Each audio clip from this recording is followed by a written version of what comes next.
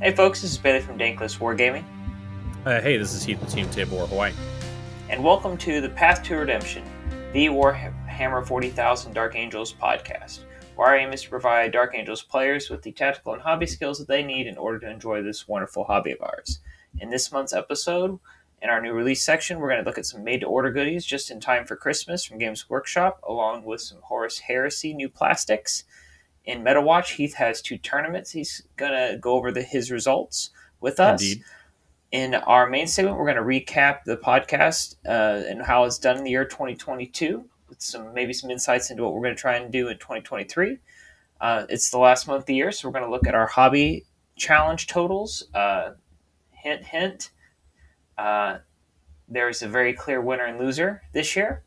And finally, I think everybody's a winner. I think everyone's a winner here. Yeah, that's fair because I got a lot of painting done this year, and I'm very happy with that considering all the other painting I did for my other sub projects. And then in our community interactions, last but not least, we had a whole bunch. It was popping off in the comments section this last month. So lots to talk about there. So new releases, we're going to get going since there's so much to talk about. Scorpius Whirlwind, it is coming out in plastic. It will be $60. I'm excited. I've bought 2 of these. One was third party. One was an actual Forge World one that got delivered to my old house after I moved, and I've never gotten it. And yeah, that was bad. So I'm excited that I can get a plastic one, and it's a lot cheaper than what I tried to pay to get other ones. And I still think with the way the rules are written now, even if they don't change, there's some sort of Scorpius Whirlwind Dark Angels list out there because we ignore the -1 penalty and we can put them back into Devastator Doctrine. And yeah. I just think there's something there. There has to be. Yeah. So okay. Well, one. So Whirlwind Scorpius, the big thing here. In 8th edition, it was awesome because it could fire twice. It could fire twice. Yep. That is gone. But its Scorpius launcher is a clearly superior, to the regular Whirlwind. Yep.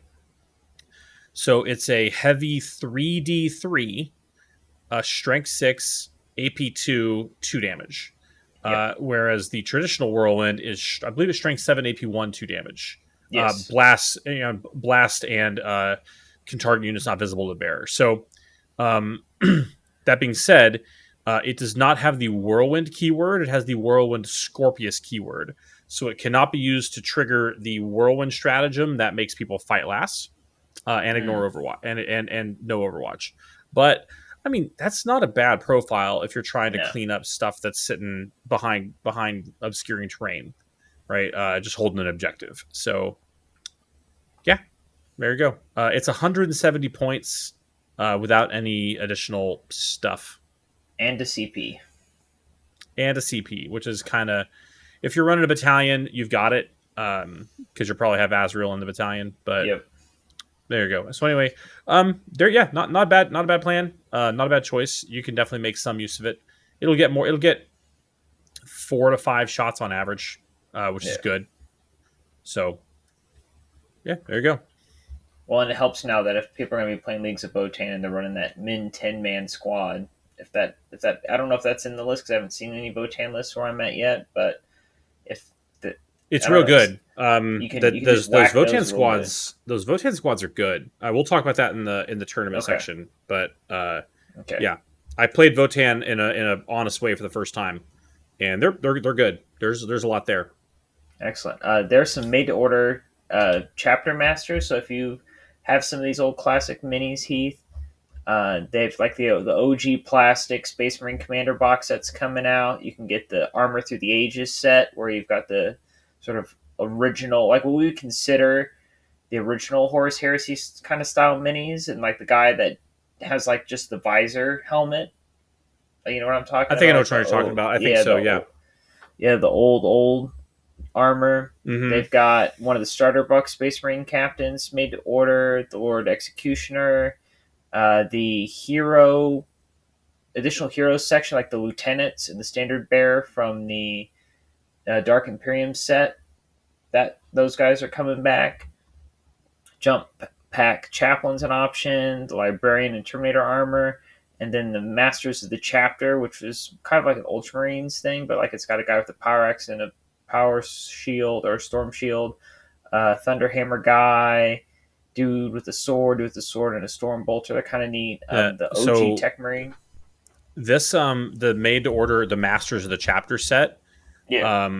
They were, so I have them in metal, and I managed to get them, like legit pro painted off eBay, and they look beautiful. They're really good. They're really nice models. So like, there's actually lore behind each of them. So the like in the traditional chapter organization, the guy with the Thunderhammer is the master or the captain of the fourth company, which is traditionally in the Codex Astartes the master of the fleet. So he commands, the chapter's spacefaring assets. The hammer is supposed to represent the power of an orbital bombardment. Okay. Yeah, Cool. I don't the sword and helmet guy. It's a slick looking model when it's painted in like a nice, shaded up green. I don't remember what the chapter he is, but the axe and sword or the axe and board guy is. But the Stormbolter and the power knife, that's supposed to be the master of the 10th company, which is the master of scouts. Yeah. And they're slick looking models. I would Okay. I don't think this paint job or these pictures on the GW website really does them justice. I can perhaps, if you remind me later, I'll see if I can take some pictures of them with my nice camera, and we can put them in the video chat in the video on YouTube. But they look good when they're done right. They look good. So, Nice. and I actually have this OG Tech Marine too. Yeah, Excellent. not the librarian though, but yeah. Nice. And then they don't have a pricing or anything quite available for it yet, but they did announce on their Heresy segment or Heresy Thursday segment that a plastic Typhoon tank's coming. So it's the Spartan chassis, but it's got the All right. Demolisher-sized cannon on the front. Although it's called a Dread Hammer siege cannon, but essentially it's just a giant Vindicator is what this thing is. So Vindicator's already pretty giant. yeah. Giant or Vindicator? Okay. All right. Yep. So that's what's coming out. And I just thinking about a year in review. I find it funny that this is the one section I thought we'd run out of stuff for first, and in 2 years there's always been some new release for Space Marines of some kind every month. Well, yeah, they're like Space Marines. They're Space Marines, man. Like, imagine if we did an Eldar podcast. They're always going to be. Well, 20 years ago we got a new Aspect Warrior. Yeah, yeah. So, oh man. Well, there you go. But no, there's always new Space Marine stuff. That's the bread and butter. They used to say back in the day, I remember they would say that GW sold more cash value of Space Marines than they did of all of Warhammer Fantasy Battles. I could believe it. I have no data point to prove or disprove that, but it kind of checks with chart. I can kind of see that. So yeah, I could see it. All right, he's talking about paying the bills, paying the Pied Piper. How did your 2 tournaments go that you've had recently? Well, I have 2 tournaments to report on. One I alluded to in our last episode with Alan, but because Alan was with us, I didn't want to we want to focus our discussion on him and his experience. So I went to 2 events, both on Outer Islands. So the first one was in Hilo, Hawaii, which is on the Big Island on the windward side, at a game store called Slow Your Roll. So this I went 2-1. So I had 3 games. The first one versus Votan, the second one versus Space Wolves, and the third one versus a mixed Eldar. So briefly, I will run down my list. I kind of previewed some of what it was a couple of episodes ago. I changed it briefly since then based on some test data I got like a couple days before the tournament. So I had, pardon me, I'm not looking at the camera because it's on my phone because I can't get Battlescribe up on my thing. So I did a 1 battalion. So it had Azrael's the Warlord, Ezekiel with Mindworm, Aversion, and Righteous Repugnance. Okay. So that's the Fight Last power, the -1 to hit power, and the reroll everything power. An Interrogator Chaplain with a jump pack. His powers were he's clearly the master, chief one, the Master Sanctity. He had Catechism of Fire and Canticle of Hate. So that's the plus to charge and the +1 to wound the closest unit in range.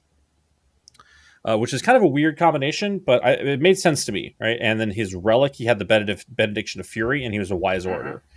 So it's kind of a mix of a Smash Chaplain and a Buff Chaplain. So they had 3 troop squads, Assault Intercessors with a Power Sword, Infiltrators, and an Intercessor squad. And the Intercessors, I found the points to put a Power Fist on the Sergeant, and that has come in handy a number of times, and I would highly recommend doing that because it turns them into something that you can actually make a legit melee threat when push comes to shove. So in the elite slot, I had 5 Assault Centurions with Flamers and Hurricane Bolters.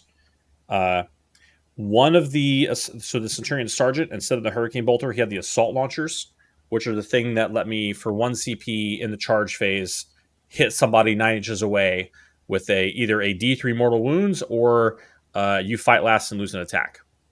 Take the choice. That's pretty good. It didn't come up. There's probably a point where I could have, and I think there's some interesting play in that kit because it doesn't require you to charge that unit. It doesn't require you to charge anything. In the charge phase, you can just blow this off and see what happens for 1 CP. Okay. So I'm a fan of the Centurions. They did a lot of work in that tournament. They did some stuff. Yeah.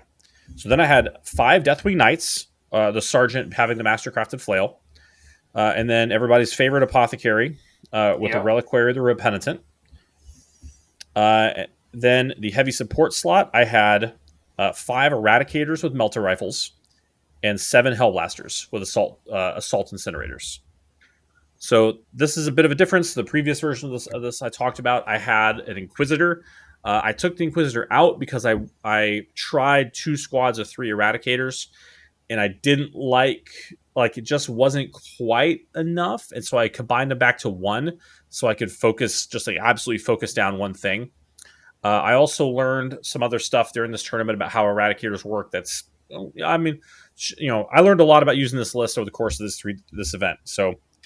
And the fast attack choice, controversial based on conversation with Alan, but 1 squad of Outriders. Yeah, there they are. 1 squad of Outriders.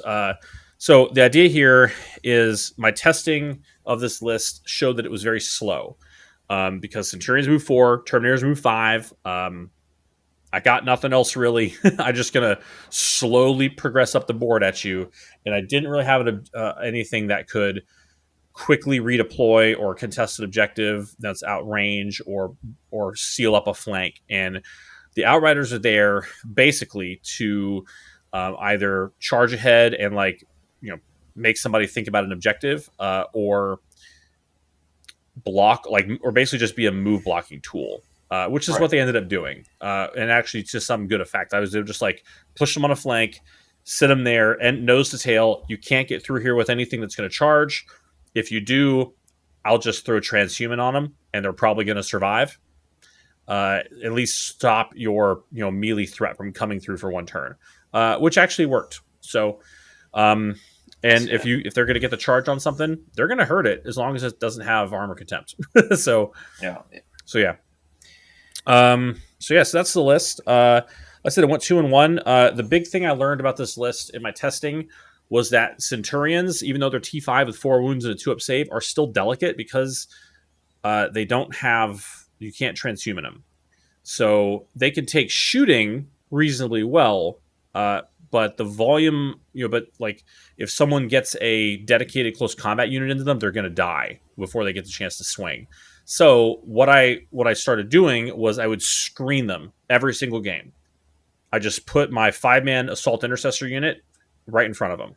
It's if you're going to charge into these guys, you're going to have to come through these guys first. They'll pop Transhuman. You're not going to kill them all, and the Centurions are going to walk into you next turn and make you feel it. And that was a big shift in how I played, how this list was performing for me.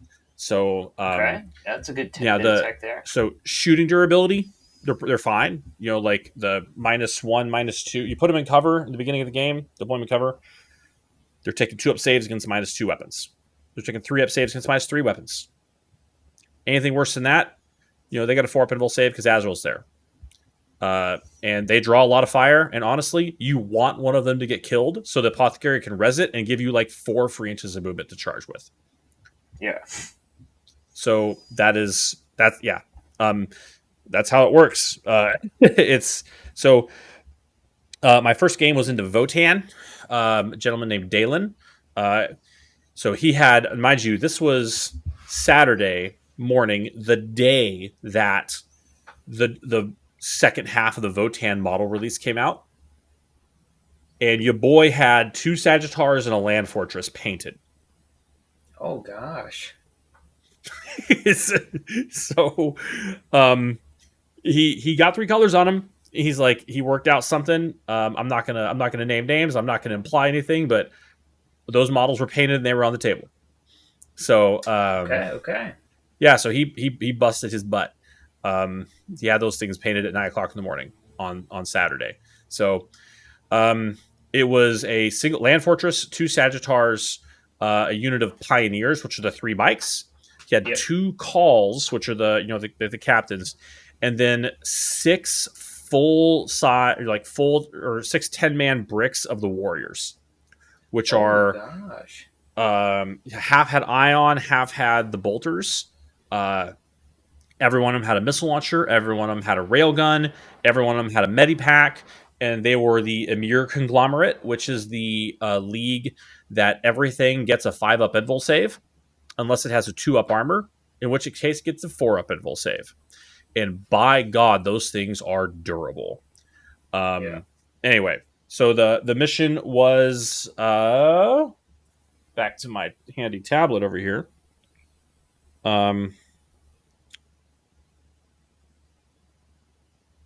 The mission was Death and Zeal, which is mission 32. So that is a so it's a take and hold. It's a hold 1, hold 2. It's a corner to corner. So you deploy 9 inches from the center. So I took as my secondaries Oath Moment, Shock Tactics, and this one's going to be controversial, Warp Ritual. Yeah. So what ended up happening was he won the deployment roll-off. He picked deployment zone. He went first. He took Engage, No Prisoners, and Prospects of Wealth, which is the one they have to get on an objective and do an action, and they get points for that. He got to the center objective, did an action, and then I just collapsed on him. Everything moved forward, killed that, and just I pinned him up super hard in his deployment zone. My bikes screened out to my right and just kind of blocked the Sagittar from moving as far. I got my Deathwing Knights into his troops. 4 Deathwing Knights, fighting into his troops. Into a unit of troops killed like 1 guy. Oh, because you can transhuman them.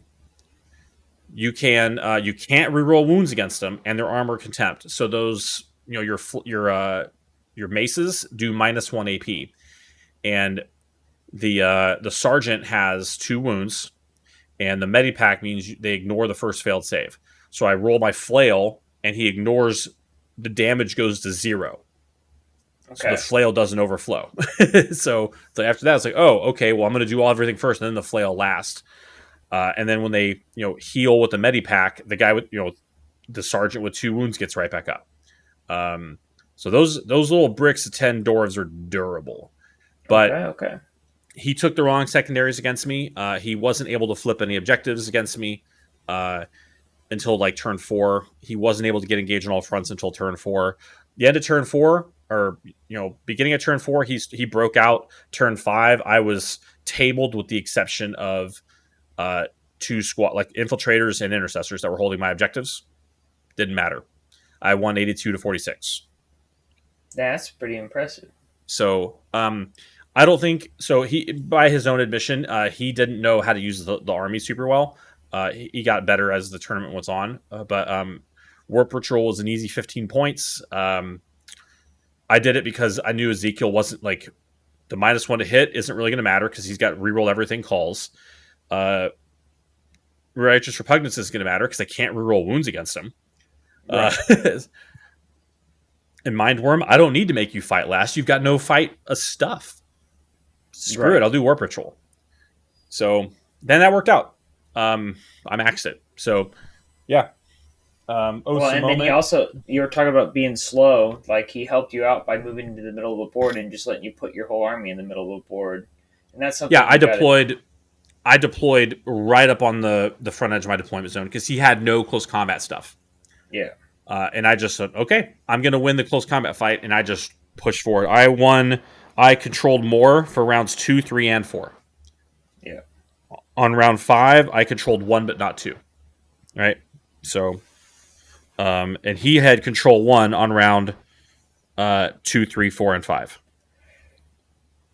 So, but he never controlled 2, and he never controlled more. Wow. So when I beat you 21 to 40, 45 to 21 on primary, yeah, it's hard to win the game. So, all right. So that's the Votann. Once again, they're durable. They're more durable than you think. Not being able to reroll wounds is a big problem. Yeah, it is a big problem. And everything, all your infantry, everything having a 5-up invul save, big problem. Yeah. So you're not going to get as much done as you think. That's the truth. So. And from what I've told, the Hearth Guard or whatever their Berserks or their Terminator equivalents are also real gross. So don't mess with those in close combat. More to come on that later. Once again, my buddy Joe is building a Votann army, so I'm sure I'll get some experience and stats to report on later. So yeah. So the next game, I was clearly in the Space Pups. So this was piloted by none other than the Emperor of Table War Hawaii, Todd Kincaid, who's the owner of Table War Incorporated, who lives on the Big Island, and a beautiful painted army, just beautiful. So he went out to a number of the commission painters that work with Table War Charities, which is the charity that he runs to support autism, and got them to paint a bunch of his stuff. So his dreadnoughts are like painted by Caleb Wissenbach from CK Studios with just freehand all over. They're gorgeous. Anyway, so his list was, briefly to summarize, 2 Redemptor Dreadnoughts, a Smash Captain with a Thunderhammer, Storm Shield, and the Armor Rust, so it can make anything fight last. Yep. A Smash Chaplain on a bike with the Warlord trait that lets him advance and charge, and which becomes an aura of advance and charge if he successfully charges. So he charges something and then drives over to the next door and gives his whole army advance and charge. He also has a Librarian in there, or their equivalent of Librarian, I guess, a Wolf Priest or a Rune Priest, which can give everything cover with the Rune Priest stratagem. When he casts Psychic Power, he can just spend a CP. And his whole army is covered in a blizzard and you can't see him. But the real killing power in this list was a big unit of Wolfen with Thunderhammer and Storm Shield, and a big unit of Thunderwolves with Thunderhammer Storm Shield. Yep, that would do it. And then there's also a couple units of Vanguard veterans, or I guess Wolf Guard with jump packs, Lightning Claws and Thunderhammers, and then a couple units of Tactical Marines, I guess Wolf Guard, Wolfy Wolf, Ice Wolf, Wolf Ice Wolf, Wolf Ice, Fang something, I don't know, that hold his back objectives. It is an incredibly aggressive army. It pushed super hard, and I lost the game, but I had a shot. So here's how it went down. It was a hold 2, hold 3 mission. It was the one where there's 6 objectives, and it's a diagonal deployment. I don't remember the name. He actually scored it on his ITC Battles app, so I don't have a record of it. So I took... I think I took Shock Tactics. I didn't take Oath. I knew that was a bad idea. I took no prisoners, and there was one other one. I don't remember what the other one was, but so the way the game went down, he got first turn, and I hung unit of infiltrators out on the right hand side to try and bait his. Oh, and I took Martial Interdiction. and I took martial Oh, interdiction nice. on his smash chaplain because I knew he was going to bike his way right into the front. So sure enough, he brought his chaplain in. He took my bait. He fought and killed my intercessors or my infiltrators. I jumped my chaplain over to try and whoop him real quick just to satisfy martial interdiction. Didn't work. He transhumaned him. Didn't get through. Didn't kill him.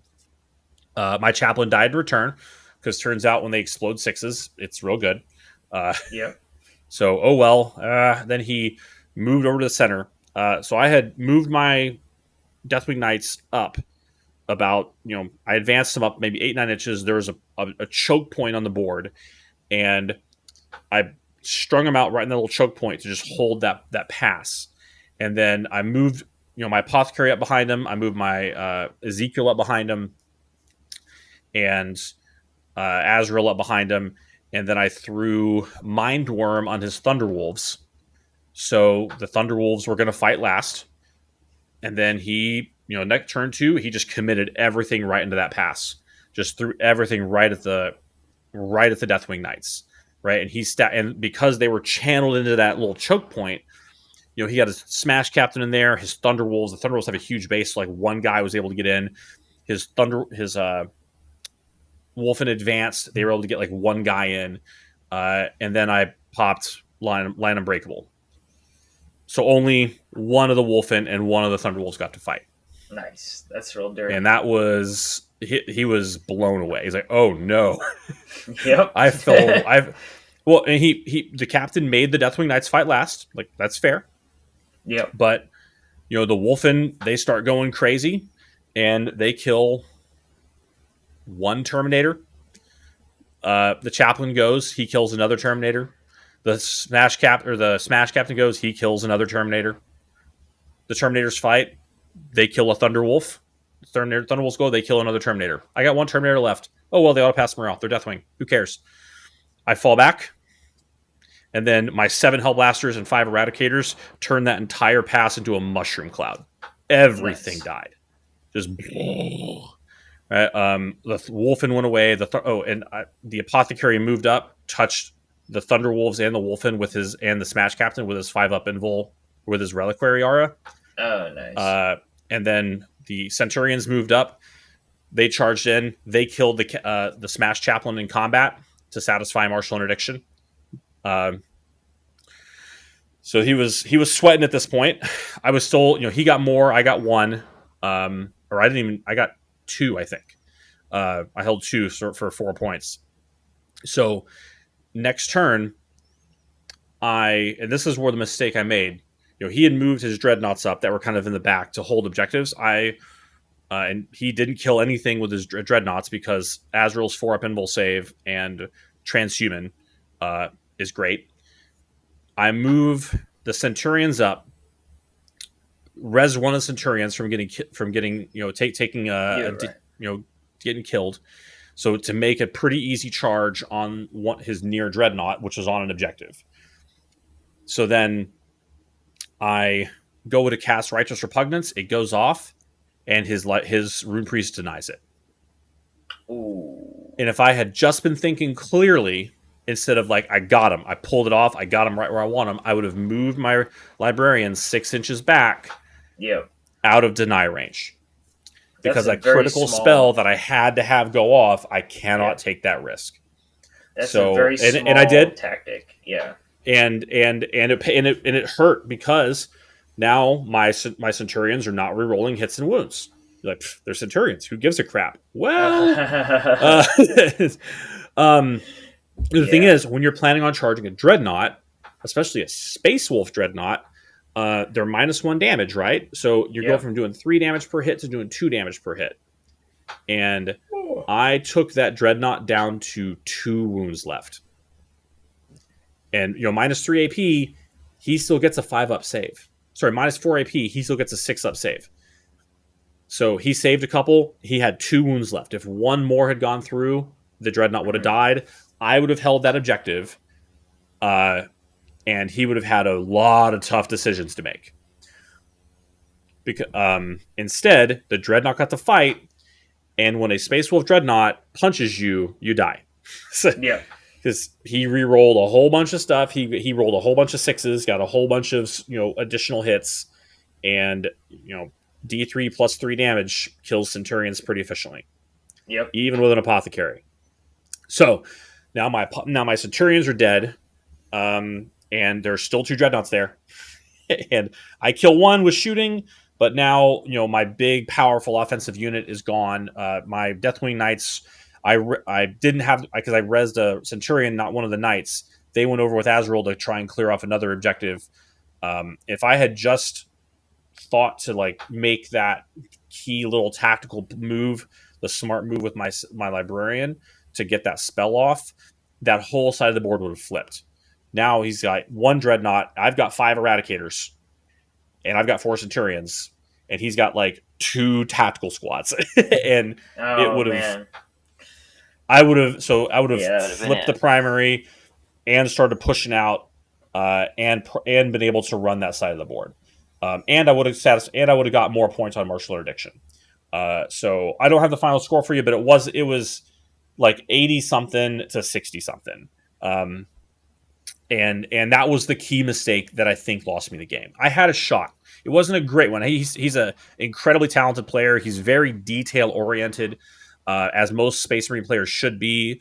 If you're a Space Marine player in a tournament, you should always be making sure that your stuff is all positioned in cover, so that if you're getting the additional save, which just makes stuff super, super, super durable.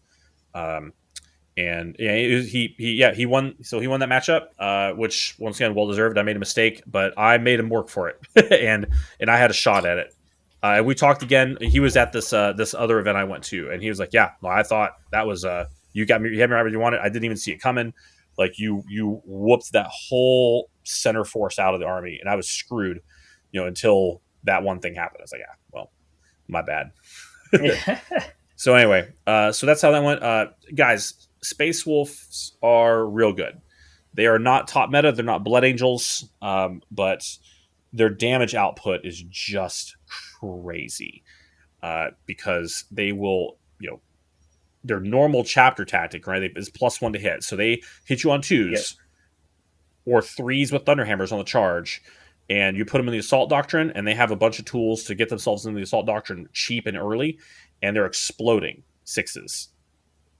So exploding 6s with Thunderhammers does work. It hurts. And those Thunderwolves, they are fast and they are durable, and they will get to you. And those Wolfen, they are fast, they are durable, and when they get to you, even if you kill them, they kill you back. They're the original creations of Bile, because they fight on death. So, yuck. Yeah. Anyway, it's a gnarly list. Well, and a lot of the stuff that makes Blood Angels good to have access to are an equivalent, because, right, they have the Wolf Guard veterans with the jump packs. They have super big cavalry, and they have Wolf, chonky cavalry. Yeah, I'll draw some conclusions at the end of this whole thing about kind of what I think, my overall strategy, what I'm missing and what I need to do. But yeah, so my last game. So Todd. So Todd went on to play the final against Amory, who's one of our locals, with a just mad lad orcs squighog boys list. Amazing. And I mean, so Amory and I went to the tournament together. He's a local Oahu guy, so we flew over there, and he brought his army basically in a bucket. And just poured 180 boys onto the table, and Todd tabled them in 3 turns. Ooh. Yeah. Ooh. Damage output nuts. So anyway, but T5 works. T5 works still good. Yeah, but tabled. Just you roll enough dice, they're gonna die. Yeah. Okay. So the third game was into a gentleman named Owaka, which is a Hawaiian name. So he had a very beautifully painted Ulthway list, mostly Ulthway, with a small detachment of, I believe they were light Harlequins. So he had a 1 squad of Harlequin troop, a transport, which I think is a Shadow Weaver, Void Weaver. It's a something Weaver, and then he had a Troop Master that was tooled to the nines. Those Harlequin Troop Masters are dangerous. They are dangerous. Yep. It rerolls hits, it rerolls wounds. If he rolls a 5 to wound, it ignores invul saves. He's got a 3 damage weapon that auto lose wounds on 2s. Just crazy stuff. So, and then he had a Death Jester and a Shadow Seer, which are once again more. They're a shooting character and a psychic character for the Harlequins. And then he had for his Eldar side just a whole bunch of wraiths, just wraith stuff. He had 2 wraith seers, maybe 3. He had 2 or 3 wraith lords. Just so many bright lances everywhere, and they had a unit a unit of 9 wraith blades with double sword. And so the wraith blades. So wraith blades, in case you don't know, I'm a big fan of wraith blades. I keep trying to get my brother-in-law to play them, but and he's done it. I don't know, but wraith blades are tough to 6 with 3 wounds and -1 damage. That's tough. Yeah, they're tough. They are tough. So, and he had Eldred, and he had I think he had Malgan Ra. Just lots of shooting, lots of fighting presence. Real like a very once again beautiful army, and he knew it pretty well. And I managed to win. I pulled out and it was like an 86 to 78, I think. Oh, that's 86 to 78. So, I took Oaths of Moment, Shock Tactics, and Martial Interdiction. I took Martial Interdiction against his Troop Master because I knew the Troop Master was going to be coming for me, so I'm going to have to kill him. Might as well take advantage of that. He took Assassinate, no prisoners, and behind enemy lines. Okay. So he scored no points for behind. He eventually. Let's see. Yeah, let's see. So I scored. I didn't score. I scored Shock Tactics once. I got the 6 points for Martial Interdiction because I killed him in melee, but the unit didn't survive. I killed him in melee with a non-Deathwing character. I killed him with my Centurions, but they didn't. Okay. But they didn't survive. So where I really went out on this was I won. I got 4. I maxed primary. So okay. I got hold more on turn 2, hold 1 and 2 on round 3, hold more on round 4, hold more on round 5. And he scored hold 2 on round 2, hold 1 on round 3 and 4, and he got hold more on round 5 because once again the second player on round 5 gets the chance to score at the end. So he scored 40 on primary, 13, 13. 10 on secondaries. I scored 6, 13, 4 on secondaries and 45 on primary. And then I scored precious artifacts every single turn, which was the hold your primary objective that you designate. And he scored it, I think 3 times. So yeah, it was a rough game. It was close, but the Centurions just. They went toe to toe with those Wraith Blades and handled business. They charged in and they're like, all right, I take 4 up saves. Screw you. I heal. I res 1. Just punch. Reroll everything with Righteous Repugnance.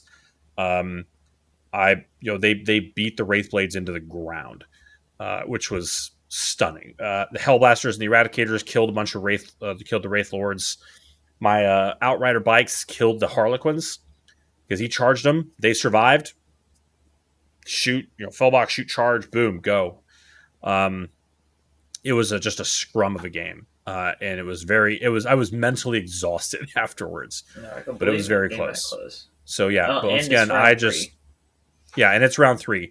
I pushed into them. I deployed right in the middle of the board. I pushed in hard, took the center, didn't give it up. So Shock Tactics probably wasn't the right choice for that mission because. Or maybe for this army in general, because I wasn't trading objectives, and we've identified that with Alan before. So, I didn't score it well. So, yeah, but so anyway, that's how that game went. I took a lot of damage due to psychic.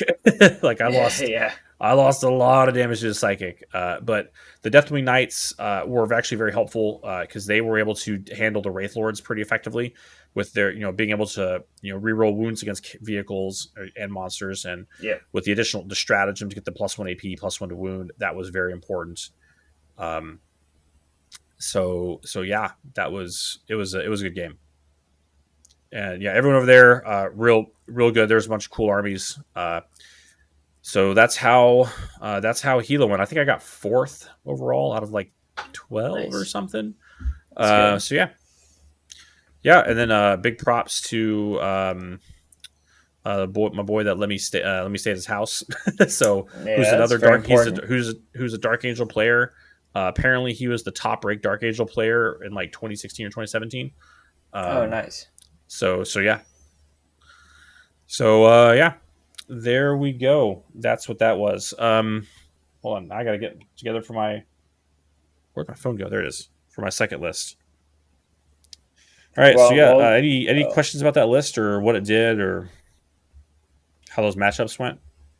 well, it just sounds like for that first one that there's like a little key tactic of knowing what your opponent's list wants and not giving it to them. So like for like the Space Wolf army and like how your army worked on that game against the Votan by putting like against the Space Wolf army like that's really fast.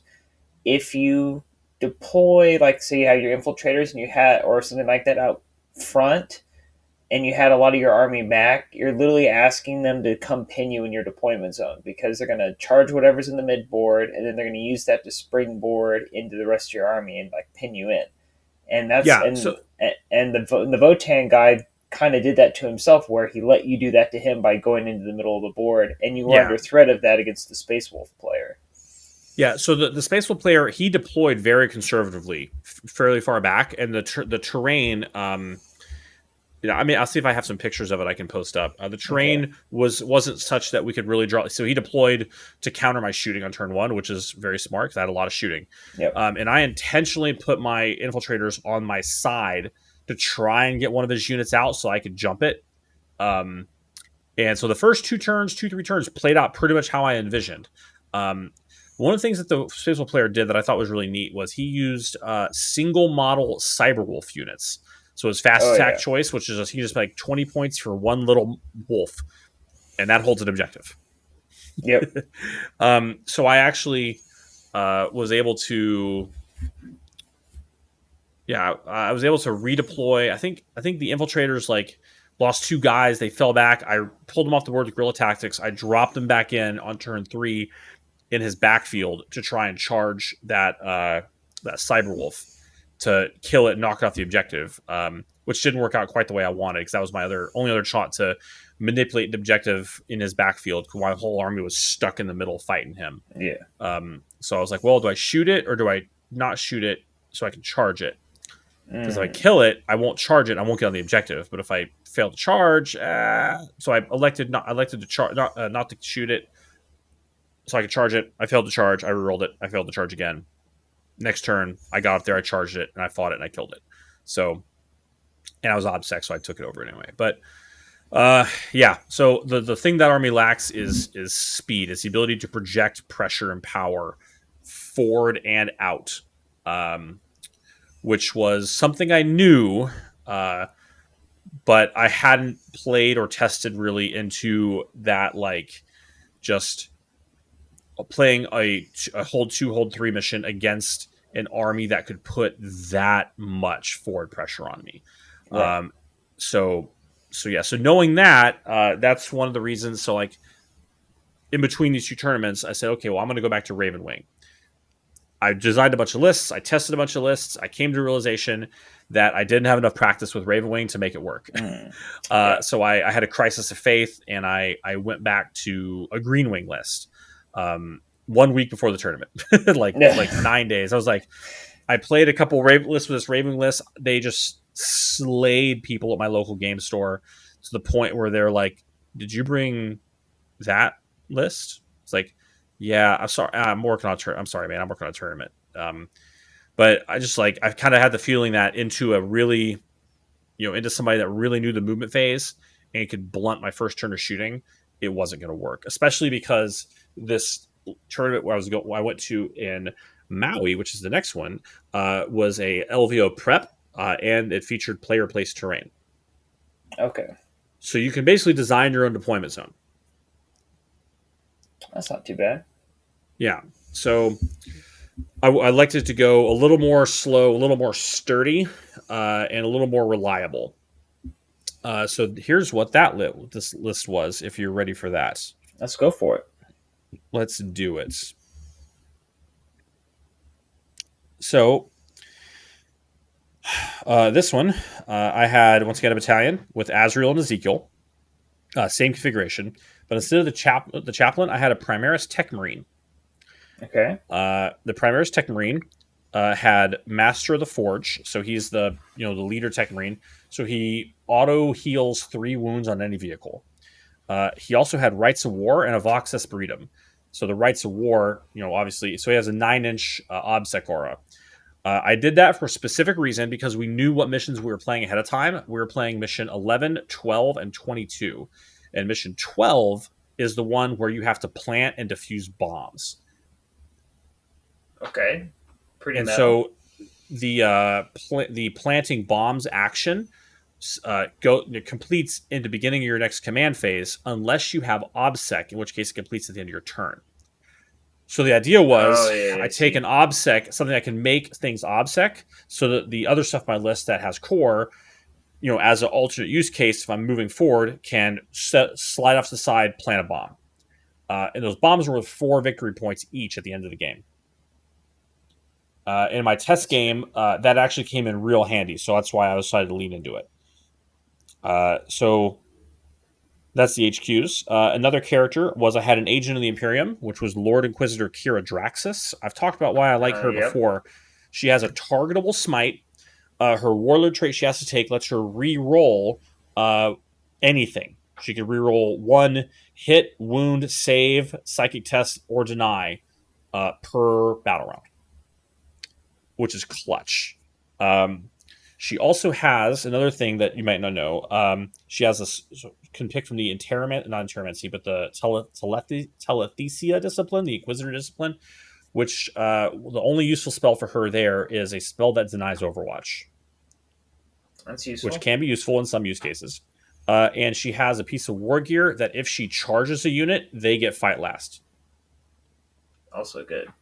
So yeah, so if you want to if you're trying to fight something that has fights last, you charge her in there along with your Terminators or your whatever, and she will put fight last. They put fight last. I still fight first before them because under us both being under fight last effects, I go to fight normal. They go to fight last.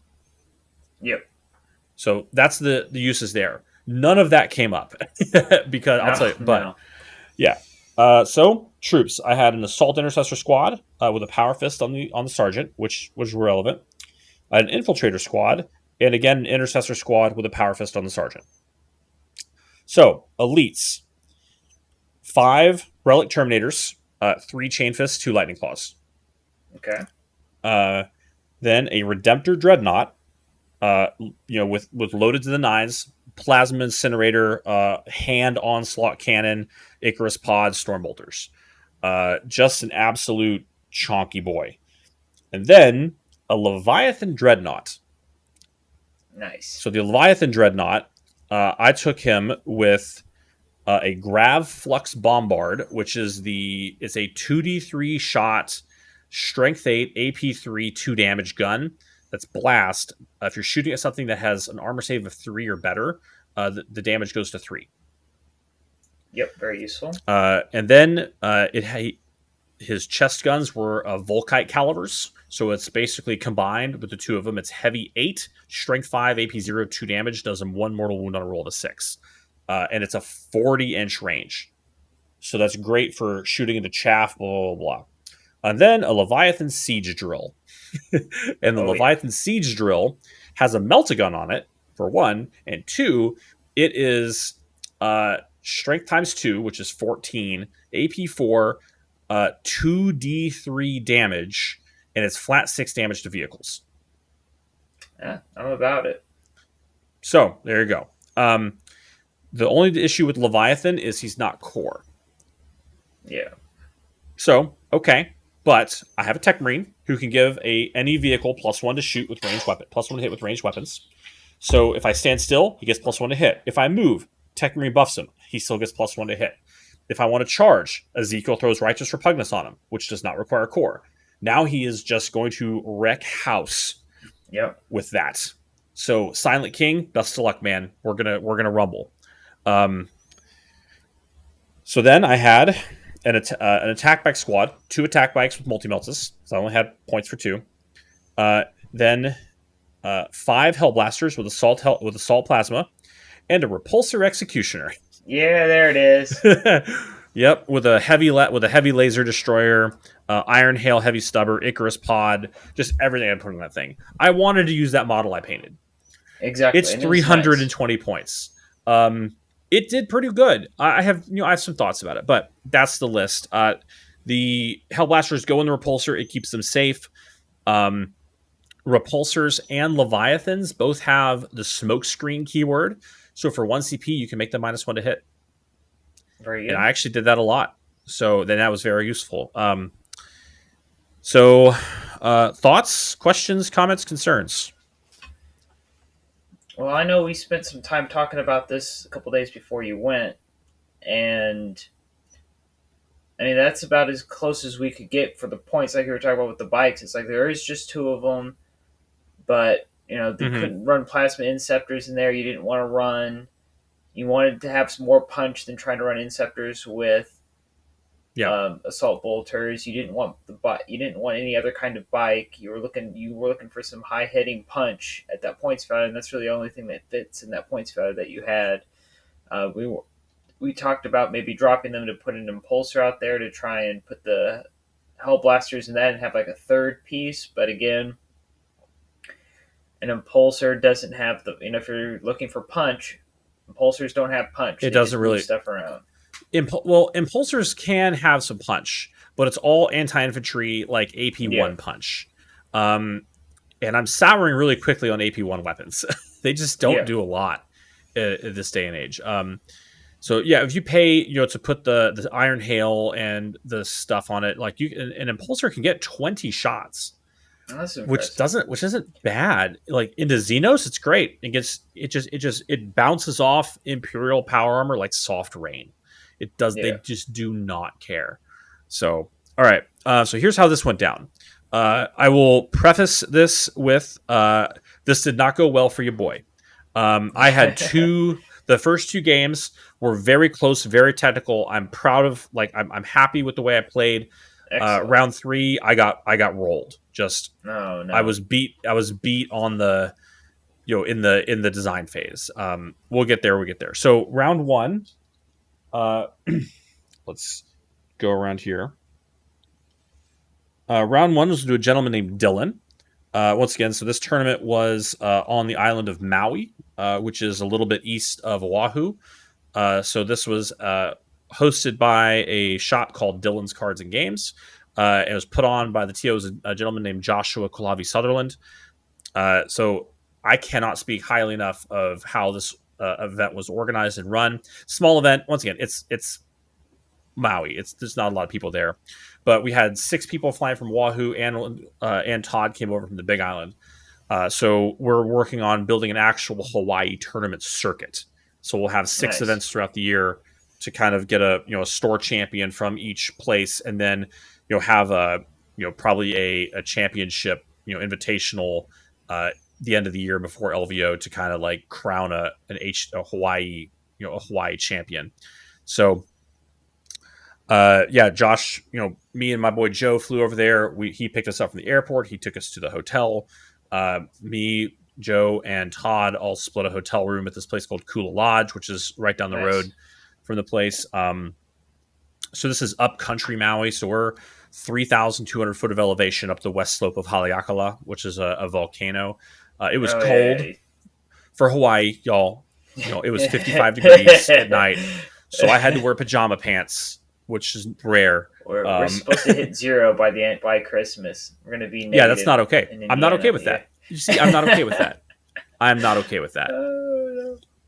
Oh man! But yeah, it was a lovely place. So they held it at a community center in a park. So we went in there, set up the Nice. tables, everything. There's not a lot in the area, so they took lunch orders from a local restaurant. You would just pay them over Venmo. They went picked them up, brought your food back, for the lunch No, that's round, and then always for fun. dinner after the event, 8:15, 8:30. There are no restaurants open Oh in no. Kula. So what they did was one of the locals made a big pot of delicious chili, and they just served chili and rice. All right, Right, I'm so we just about it. sat around, ate some chili and rice, talked about the event, and then Josh gave us a ride back to the hotel. We stopped at the drugstore on the way, grabbed a 6 pack of beers, and Nice. Yep. that's how that went down. So, but anyway, yeah, it's a lovely place. It's great views. I sent some pictures over, but there we go. So, on to how the event went down. So, first game was the Dylan. Dylan was playing a Adeptus Custodes. So it was a Custodes Dreadnought spam. So he had, Oh no, that's yeah, rough. it was once again beautiful army. His army won best painted. Oh, nice. It looked great. I'll see if I can pull the actual list up here in BCP on my phone because for some reason it's not working on my computer. But so let's go placings. Dylan Hamilton. There we go. All right. So it was all Shadow Keepers. So he had a unit of Voidsmen Oh at yeah. Arms, which are Agents of the Imperium. It's a 5-man, 60-point unit that sits on an objective. Yep, Right? I've heard about this. Yep. He had a Shield Captain on Jet Bike with a Stasis Oubliette, a Salvo Launcher, Tip of the Spear, the Yeah. not the Smash Captain on Bike, and Trajan Valoris, who is the Devil. Yep. And then 1, 2, 3 squads of Custodian Guard with spears and 1 blade and 1 shield. The 4 Sagittarium Custodians, which are the shooty custodians. Okay. And then here's where the bulk of the list was. He had 2 Contemptor Achilles Dreadnoughts. Contemptor Achilles Dreadnoughts are, I guess my please on it, but they are the ones that have the giant spears. Spears. Yeah. Yeah, and they come with a Stormbolter. It was like a mastercrafted Stormbolter, and they come with a Strength 8 AP2 las cannon. They are good. They hurt. So then he had a Contemptor Galatas Dreadnought, and the Galatas is the Sword and Shield Dreadnought. Again, don't let them touch you; they will hurt. He had a Venerable Contemptor Dreadnought with a Dreadnought combat weapon and a multi-melta, and a Telemon. God, there's So no break there. just bloom. It was yeah. So I looked at it. I was like, okay, I think I can beat this list. I've got a plan. Look, your dreadnoughts are big and stompy. That's great. So are mine. Yeah. and I am specifically tech to kill vehicles.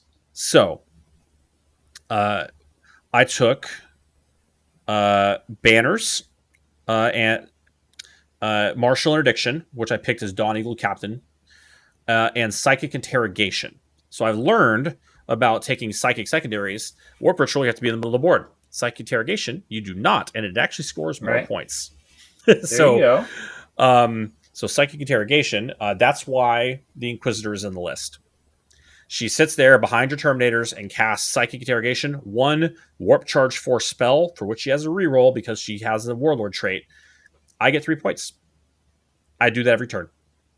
On this turn, or in this game, the way he deploys... So this was mission 11. So it's short edge to short edge, 6 objective, nothing in the middle. So I'd practice this mission. I split my forces. So I deployed my Terminators, my Redemptor, Azrael, Ezekiel, and the Inquisitor on my left. Then the Tech Marine, my Leviathan, my Redemptor, the Hellblasters in the Redemptor on my right. With the unit of the Intercessors up a little ways, and my Assault Intercessors back a little ways, and the Infiltrators, I kept them in the back because I was going to do a trick. So I messed up this deployment, and I'll tell you why. So we got going. The idea was that I've got 2 strong sides, Yep. And whichever side he goes to, I can fight and then cross over. He elected to go to this down the side that didn't have the Terminators, which was probably the right call. So on turn, I got turn one, or I got first turn. I moved my bikes, so I didn't break cover at all. I moved my bikes out to try and take a cheeky shot on his Telemon. Didn't work, and I lost the bikes. Okay, probably stupid. Shouldn't have done that. I just kind of sat there like, hey, you break cover first. I've got 3 banners up. I scored, hold 2. You're not going to hold more.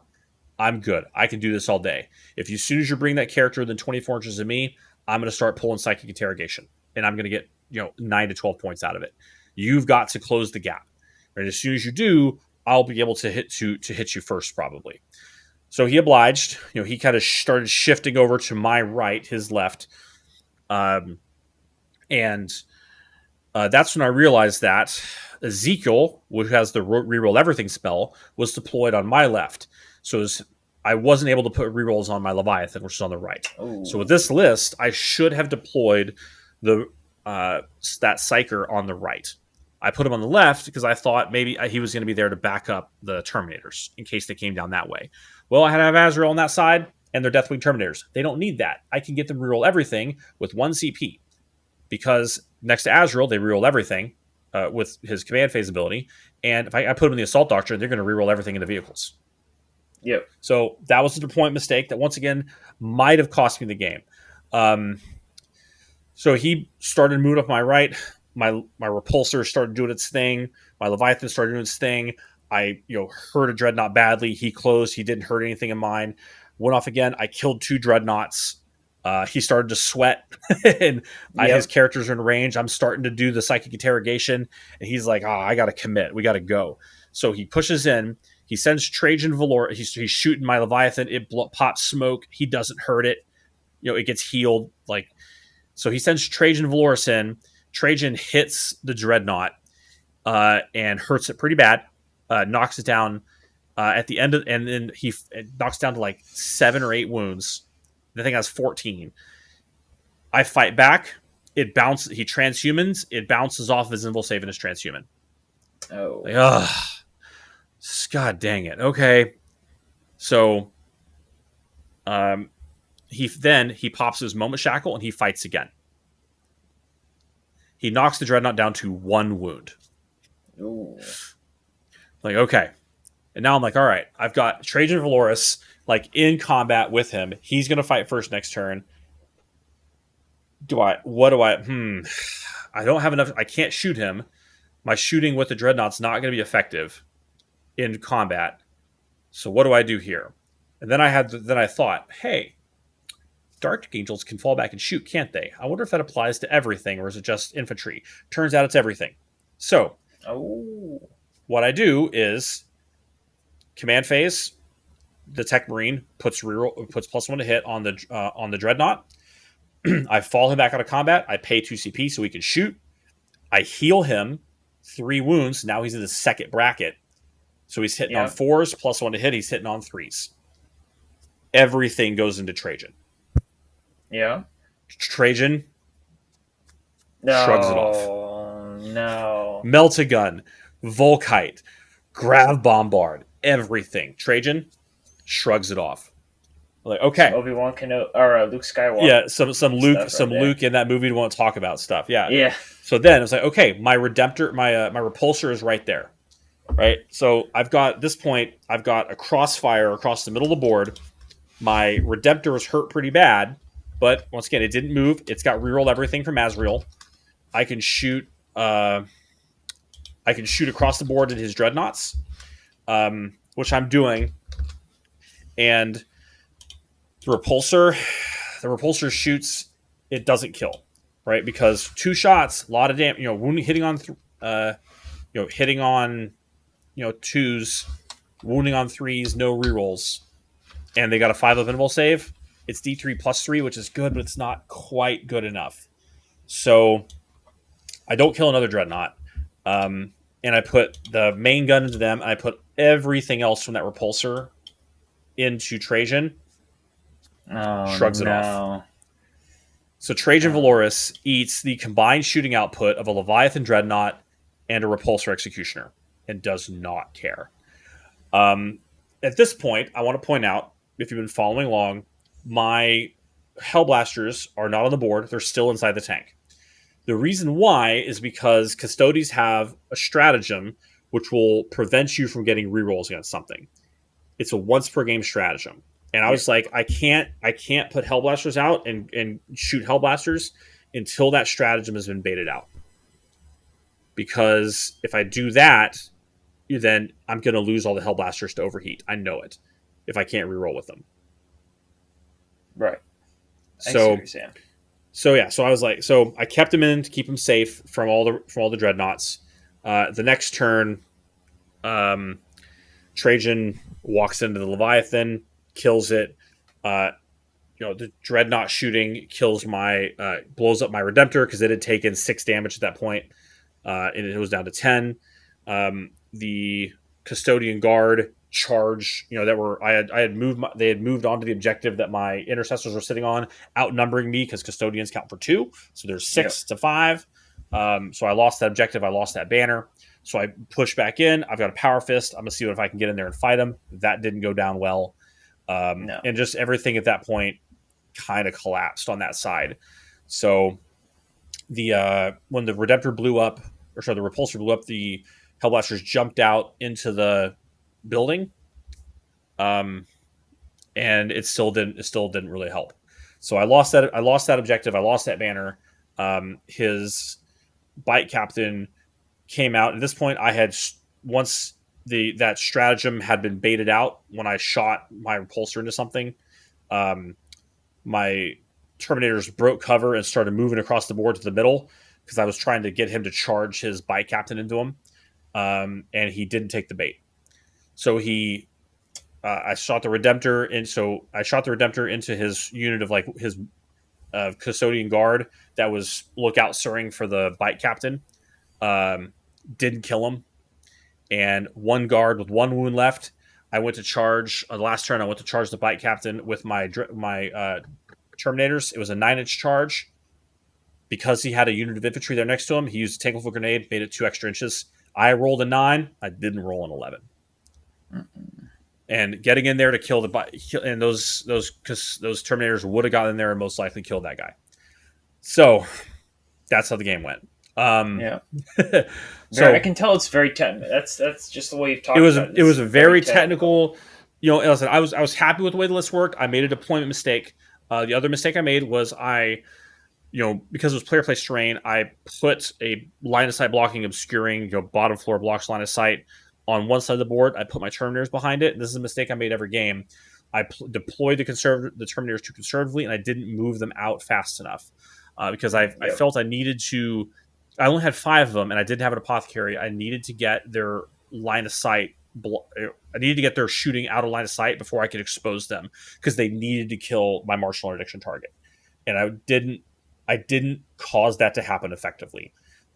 So is what it is. So ends up results 86 to 64. That's not bad, yeah.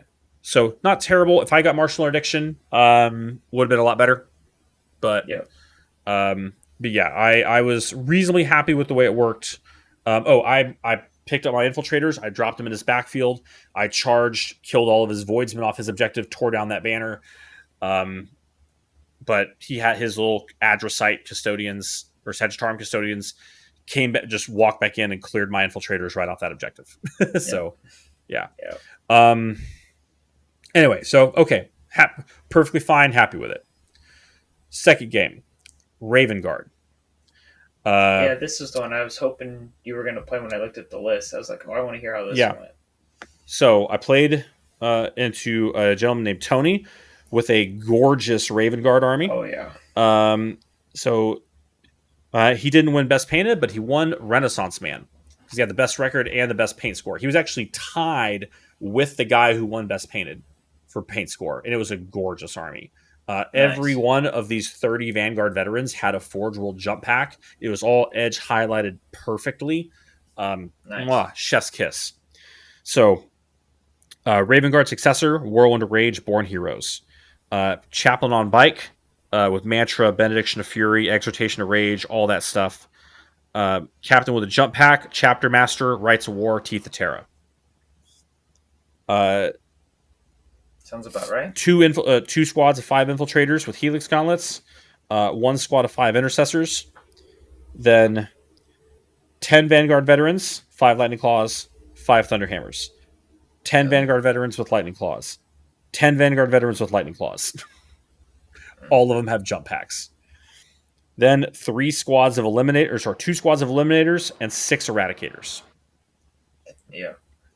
I was like, okay, I can beat this list. I know what I'm doing against this list. Once again, player place terrain. I managed. So we played on the Orc City table, or the Orc Village table. Oh yeah. There's a center objective, so you have to move. So the person who rolls defender moves the center objective as the center terrain piece, the minimum amount required to expose the objective.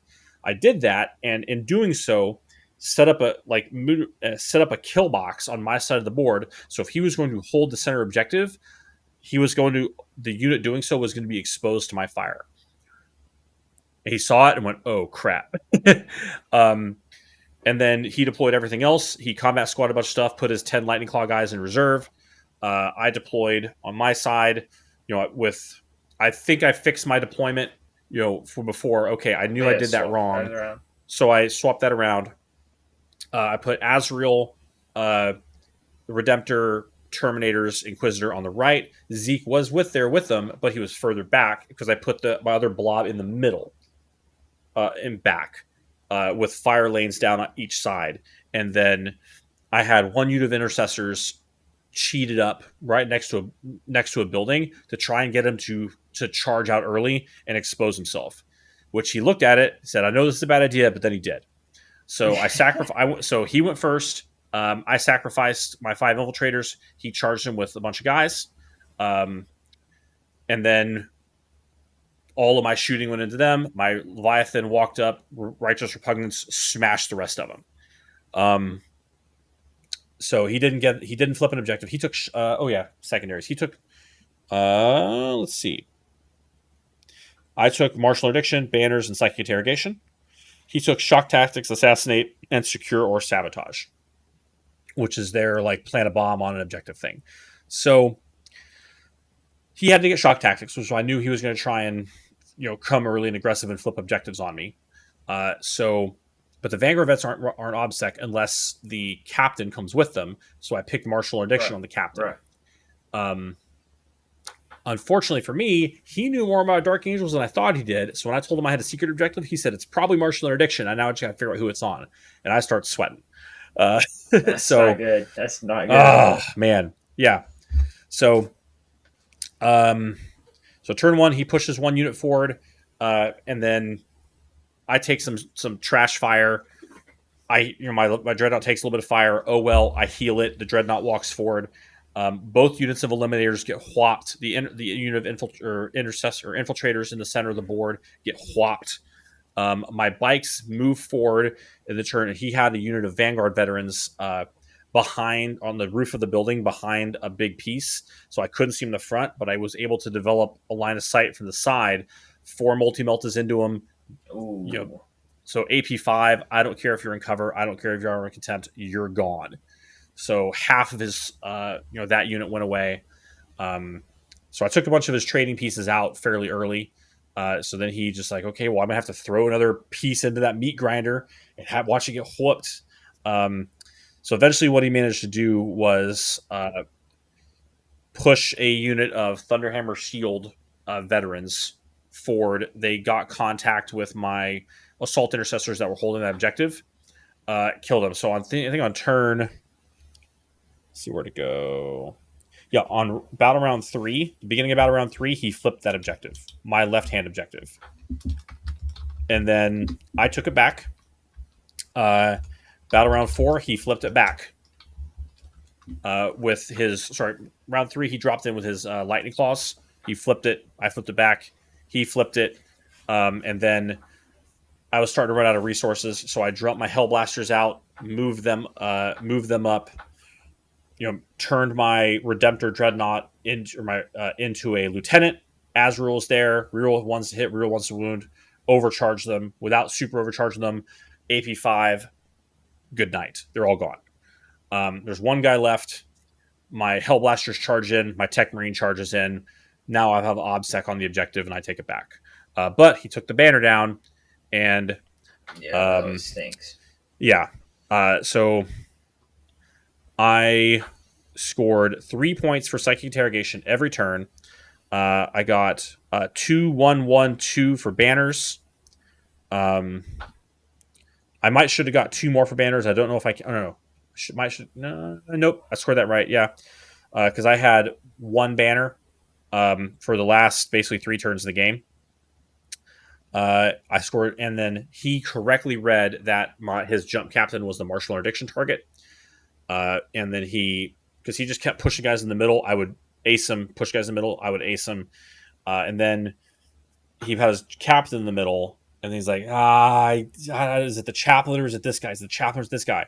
I think it's this guy. And he jumped him on the last turn. He jumped him back behind a building. No, the worst. Charged his bike chaplain up, killed Azrael, and then consolidated into my repulsor, which was on the objective.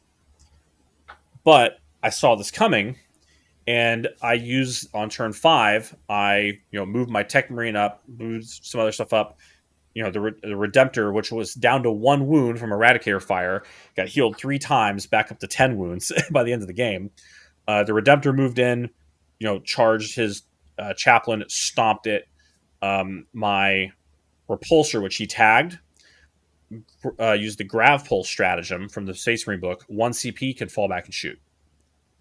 So I fell that thing back. I had moved it up, so it was kind of more in the middle of the board because I thought I might have to move it to try and get a line of sight. 1 CP, I fell back 10 inches, barely got a line of sight around the corner. We called the TO, and he's like, "Bro, I can't even tell. Roll a dice. It's really close." Came out in my favor. Whole output of that thing goes into the captain. Kill him. So I scored 9 points for martial interdiction because I killed him and survived, but I didn't do it in melee or with a Deathwing unit. So final score 71-68. Not me. Yeah, that's impressive though. So again, the thing I did wrong, because once again, failure analysis is the most part of this process.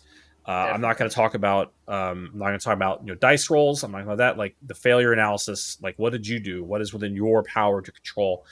So again, I deployed and I played my Terminators too conservatively. I felt if I moved them out early, then they would get jumped by his Thunderhammer Vanguard vets, and I would lose them and not be able to score Marshall. But what I realized after the fact was that's why I have Ezekiel there on that side of the board and the Inquisitor. Ezekiel, I can cast a Fight Last power on those freaking guys. So if they charge the Terminators, they're going to get stomped. So I should have just pushed them out, and whatever the melee threat to them was, just thrown Fights Last on it. I can't remember if I had the range to do that because Vanguard events have a huge threat range, but I don't remember specifically if that was true, but that's what they're supposed to be there for. So I didn't even move them out of the building where they were screening my little command unit until turn 4. Where I moved them out. I didn't get them far enough up to touch the center objective. So I didn't. But on the last turn of the game, I scored like 20-something points because I scored 1 point for banners at the beginning of my turn, 1 point for banners at the end of my turn, 9 points for Marshall, and 12 points for primary. 68-71. So again, super well played game, very technical. A couple of minor things. If I had understood my list a little better, had a couple more reps, I probably could have won that game. No complaints here. Thoughts? No, I like that. That's because I was looking at that list. I was like, "Oh, Raven Guard. Somebody knows something if they're bringing Raven Guard to a tournament like this." Mm-hmm. It's good to know they were intercessors, or not intercessors. They were successor chapter because that changes things a little bit. Because people like to take the successors to kind of, and then there's like basically a set of them that they take. Usually, it makes them more punchy. Which is what that guy did. Yeah, I'm trying to The look up something real quick here. So one of the things that caught me off guard about it was, hold on a second. So Vanguard veterans, um, are, uh, well, so I think they hit on twos. Sure, their base ballistic skill is two, right? Or weapon skill is two. I'm I'm gonna looking on look that up Wikipedia right right now now. and I cannot find it. I knew I was gonna need my codex. So I grabbed it. Yeah, Weapon are they skill elites? three. Maybe Weapon skill weapon skill three. three. Okay, so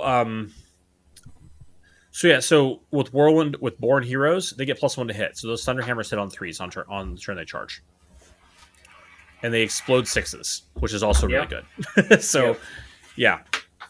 yeah, so it does a little more, it just does a little more work than you think it will, even through transhuman. So a couple times I realized I spent a CP transhumaning something that I shouldn't. I just realized that it was gone and there's nothing I could do about that and save the resources. Right. Yeah. So once again, I played the Terminators too conservatively, and that's probably the only real mistake I made. Um, or if I had, because if I kept the Hell Blasters in the tank until turn 3, which was the right choice, because otherwise they would get shot. From a movement, that was probably about the only thing I really did wrong. I should have moved them out one turn earlier, and started pushing up with my Librarian a turn earlier. But as I said, I got max points off Psychic Interrogation. So yeah, and then the Leviathan and the being able to smoke screen again saved him from some Eradicators. Yeah. Those Eradicators do a great job. AP5 is a big number when you're shooting at something that has a 3-up save. So yeah. No, I believe it. A Okay. three-point game ain't nothing to sneeze at. That's Yeah, the it way you was want to play close. Warhammer. It was close. All right, last game. This was a gentleman named Salen, who had Tau Sept. Tau Sept Tau. This was a frustrating game because as soon as I looked at the list, I knew I was beat. Oh no. There wasn't a lot I could do about it. So it was mission 22. So it was once again it was a slanty to slanty deployment, 5 objectives, 1 in the middle. So he had a commander in Cold Star with just every gun in the world, long strike, some strike team of 10 strike teams, 2 big crisis blobs with target locks, missile pods, plasma rifles, and ion blasters. 2 units of Pathfinders, another Hammerhead, a Devilfish, another Crisis Commander, an Ethereal, another Strike Team. Just every gun in the goddamn world. And it's all Tau Sept, which means he gets 1 hit. He gets reroll 1 hit or 1 wound for each unit, each turn. So, and those the Crisis teams, those freaking drones, man. So, the Devilfish and the Pathfinders get a pregame move. The Crisis team gets a buff from the Commander or the Ethereal, I don't remember which, where they are -1 to hit, and they ignore any penalties to hit. So what is my primary means of protecting my units? -1 to -1 to hit with smokescreen, or -1 to hit for being in a vehicle, or being in a dense forest. Ignore it, don't care. -1 hit from Ezekiel casting Aversion on them. -1, don't care. Okay, so if they break cover, they shoot me, they do a lot of damage because all their stuff, they get +1 to hit from a marker light, so now they're hitting on 3s. Everything hits. All the high value stuff, they're going to reroll a hit and reroll a wound, because the Hammerheads reroll a hit from the Hammerhead targeting relay. They reroll the wound from the Tau Sept. My other primary defensive metric is the -1 damage on the Dreadnoughts. Railguns give 0 craps about Dreadnoughts. Yeah, just cord right through. And so if they break cover and shoot me, and I shoot them back, so if they shoot me, they do grievous damage. I shoot back, drones die, because you have to kill all the drones before the crisis suits die. And those drones are toughness 4 with a 4 pinball save and 2 wounds each. But even though there's 8 drones and 5 crisis suits, for some reason I don't fully understand this, you have to resolve the wounds against the crisis suit's toughness. Oh yeah. So I'm shooting all my toughness 4 or my strength 4 and strength 5 anti-infantry stuff, wounding on 5s or 4s, but the toughness 4 drones are dying. Actually, Yeah. never No, more I know dying what you're talking about. because your boy rolled like a champion. I managed to get my Leviathan into combat after, so I lost the Redemptor and the Repulsor in one turn. Oh Boom, man. gone. I got the Leviathan. I healed Leviathan. I got it into combat with his Crisis Commander that was giving out a lot of these buffs. Under the effect of Righteous Repugnance, he made 4 out of 5 invulnerable saves, and then Ooh, zeroed the damage from the 5th one that he failed due to Piece of War Gear. Fell back, continued to brutal. do his Thug Thizzle, and that unit of 5, that 5-man Crisis team, just I killed the drones. I killed like 2 Crisis units with Azrael and Ezekiel and a Tech Marine and my Assault Intercessor Squad going in there, because the drones can block close combat stuff too. Yep. Yeah, the Terminators, I pushed out the Terminators. I lost 3 of them due to fire from the Cold Star. They got into combat with one of his with his small Crisis team. The drones blocked all their hits, and then they died due to shooting because the Crisis suits can shoot in combat. The only thing I did that was smart was I, on turn 1, instead of like throwing the bike squad away, I turbo boosted it, or full throttled it to the other side of the board behind cover, contested an objective, and then, that his 10-man like strike team was running to, and then Right. on my next turn, moved around and shot and killed and fought the strike team, and actually flipped that objective and took it. So that was like so using the bikes to actually develop my position instead of try and get a cheeky early punch on something was Right. probably the smartest thing I've done with Ravenwing bikes in a long time. So Well, and yeah, that seems to be the thing we keep running into, Heath, is there's the obvious choice to do things, and then there's the pro gamer move choice. And yeah, I know I fall into the easy choice sometimes, but I am working on getting into the more pro gamer move. And with bikes, it really is that they're there and you just want to rev it and gun it, and it's like that's not what they do. That's not you what they're gotta for. It's not a you gotta thing. resist the urge to yell yeet and just go. Use them to develop your position.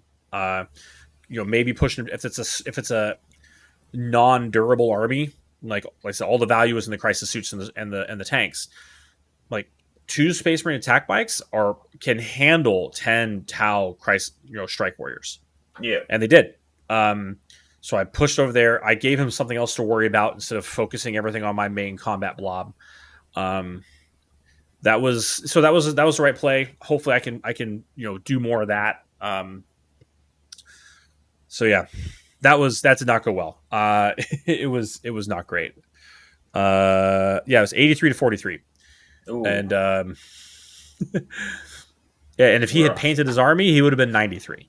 So yeah, because he had a bunch of stuff that was just primed. So Oh it man. was so it was not a great showing. But I looked at it and I said, I've only ever played Tau once because we just don't have any Tau players on Wargaming. Right. We got like 1.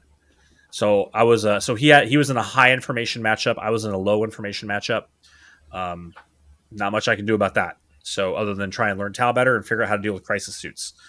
I'm thinking that actually the Ravenwing probably would have done better because I've got a speed advantage, and I've got a lot of assault cannons. Will probably have the right profile to kill those Yeah. drones. So Wow. and multi meltas can hit and kill his tanks. So yeah, I know when I get a chance, I'll have a good chance to work on Tau because this guy that's on the 40K team that I'm playing with this next year, he was the guy that he was playing Tau in the pre-9th Ed Codex where he was like 0 and 40 for like several months where he just was grinding like 2 or 3 games a day and just getting murdered, getting murdered, getting mm-hmm. murdered. And then Mm-hmm. he got his new Codex, he went and played the team tournament at Adepticon and he just roasted every team that walked up to the table. They're like, all right, let's see this list. Oh, you have a Tau player. oh well, I guess two of us are gonna have to just lose then, and that's basically what happened for 2 days. Yeah. But I didn't. I only the only game I won that whole weekend was when I played with our Tau player. So basically, if you outside of that one game, the other two guys got to win, but whoever had to play the Tau guy just they. I mean, he's a cool guy, and they were having a good time yucking it up. But I mean, he just walked out there and murdered everything: Abadens, Thunder Cav, everything. Thunderwolf Cav, like whoever he played, he just murdered, Y'all, and people were not Tao looking forward to that. shoot like crazy. Like his Yeah, turn 2 shooting phase literally took 40 minutes. yeah, I believe it. I believe it. Because and he wasn't slow. Yeah. He's going. He was sweating. Yep. Just I'm shooting this. I'm shooting this. I'm shooting this. I'm doing this. I'm shooting this. I'm like, bro, I'm gonna get a drink. Yeah. Just let me know. Saves. I'm gonna Yeah. I'm gonna go to the cooler. I'll be right back. Oh man, yeah. So I need to work. I need to learn more about Tao. I need to work on that matchup. Yeah. So I think, yeah, I do want to. I think the Green Wing like so Hellblasters would be good to it too, right? Mid strength, high AP, high volume of fire can kick it to 2 damage. Every single matchup this tournament, some way to affect invul saves would have been valuable, and I Yeah. did not bring that. So I've got some stuff I've been thinking about. I was going to mention that we're an hour and a half in, so maybe we can talk about it some other time because we're running Oh low. yeah. We're running short, but yeah. So yeah, Jump I'll pack probably librarian with null with Null zone. I know Zone. that's a thing. I've seen it done. Yeah, It yeah, has happened to yeah. me, and it's brutal. But I was thinking about that the other day. It's like you could have reliquary, and you could do that. It's a thing. I was actually thinking about a Phobos librarian with Null Zone and Lord of Yep. Deceit, but we'll Yeah. see. We'll see. So yeah, All right. Well, thank you, Heath, for going out and getting those tournament results for us because the there last one aren't a wasn't lot really of. results. It was data. I don't know if I'd call it results, but yeah. That works out. It gives us something to work because I finally got to play 2 games in Nephilim 2 weeks ago, and I basically made it to turn 2 both games before I realized that like there was no way for me to win, and I was just like, you know what? I'll Mm. just want to, this other guy showed up to play. I don't want to sit here and lose. Like I don't want to take your fun away if you just want to sit here and kill me. And I understand like I'm not going to do that to somebody. Like I understand, it's my turn to take my licks. But I was like, with this other guy, I haven't played him in a while, like a couple, like over a year basically. He's here. He brought his army, and if we sit here and play, the store will close by the time we're done, and he'll have not gotten a chance to play. So can I just concede and re-rack and play this guy? And this other dude's like, yeah, dude, it's cool. So All right. I got Yeah. to, and basically in 2 turns, I learned everything I needed to learn. And the thing I basically got out of it, and I think I talked about this previously, Heath, is I think there's some play in 3-man Terminator command squads with 2 Thunderhammers and Storm Shields, and then a guy with Lightning Claws, and I having can see that. a little sub 200 point trade piece that blocks for characters. Because the problem I keep running into, and the guy's the captain on my team, he's been trying to help me with lists. Chris is there is a big crutch with Terminators, and there's this big desire to bring a bunch of them, and there is a point where that what Alan was talking about, like there is a point where it's like you have to go all in or you don't do it at all.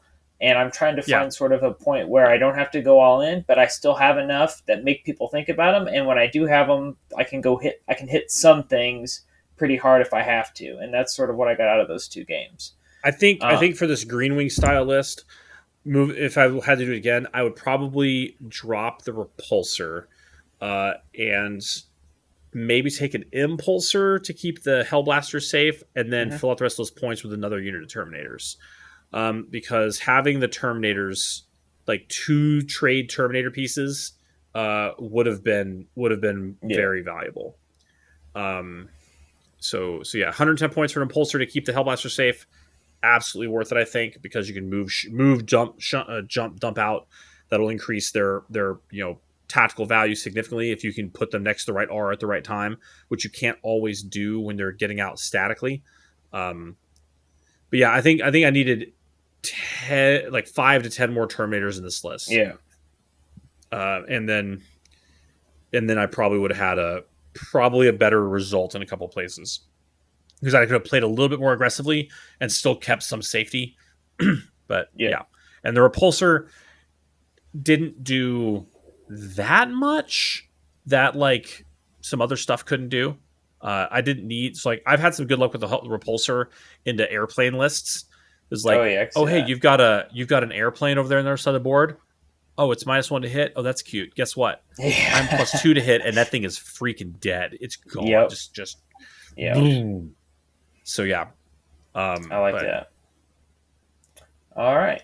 Well, we're going to move to the main segment here, which Heath and I kind of had a little discussion. We decided we're going to do a little bit of a year in review since it's the last episode of the year.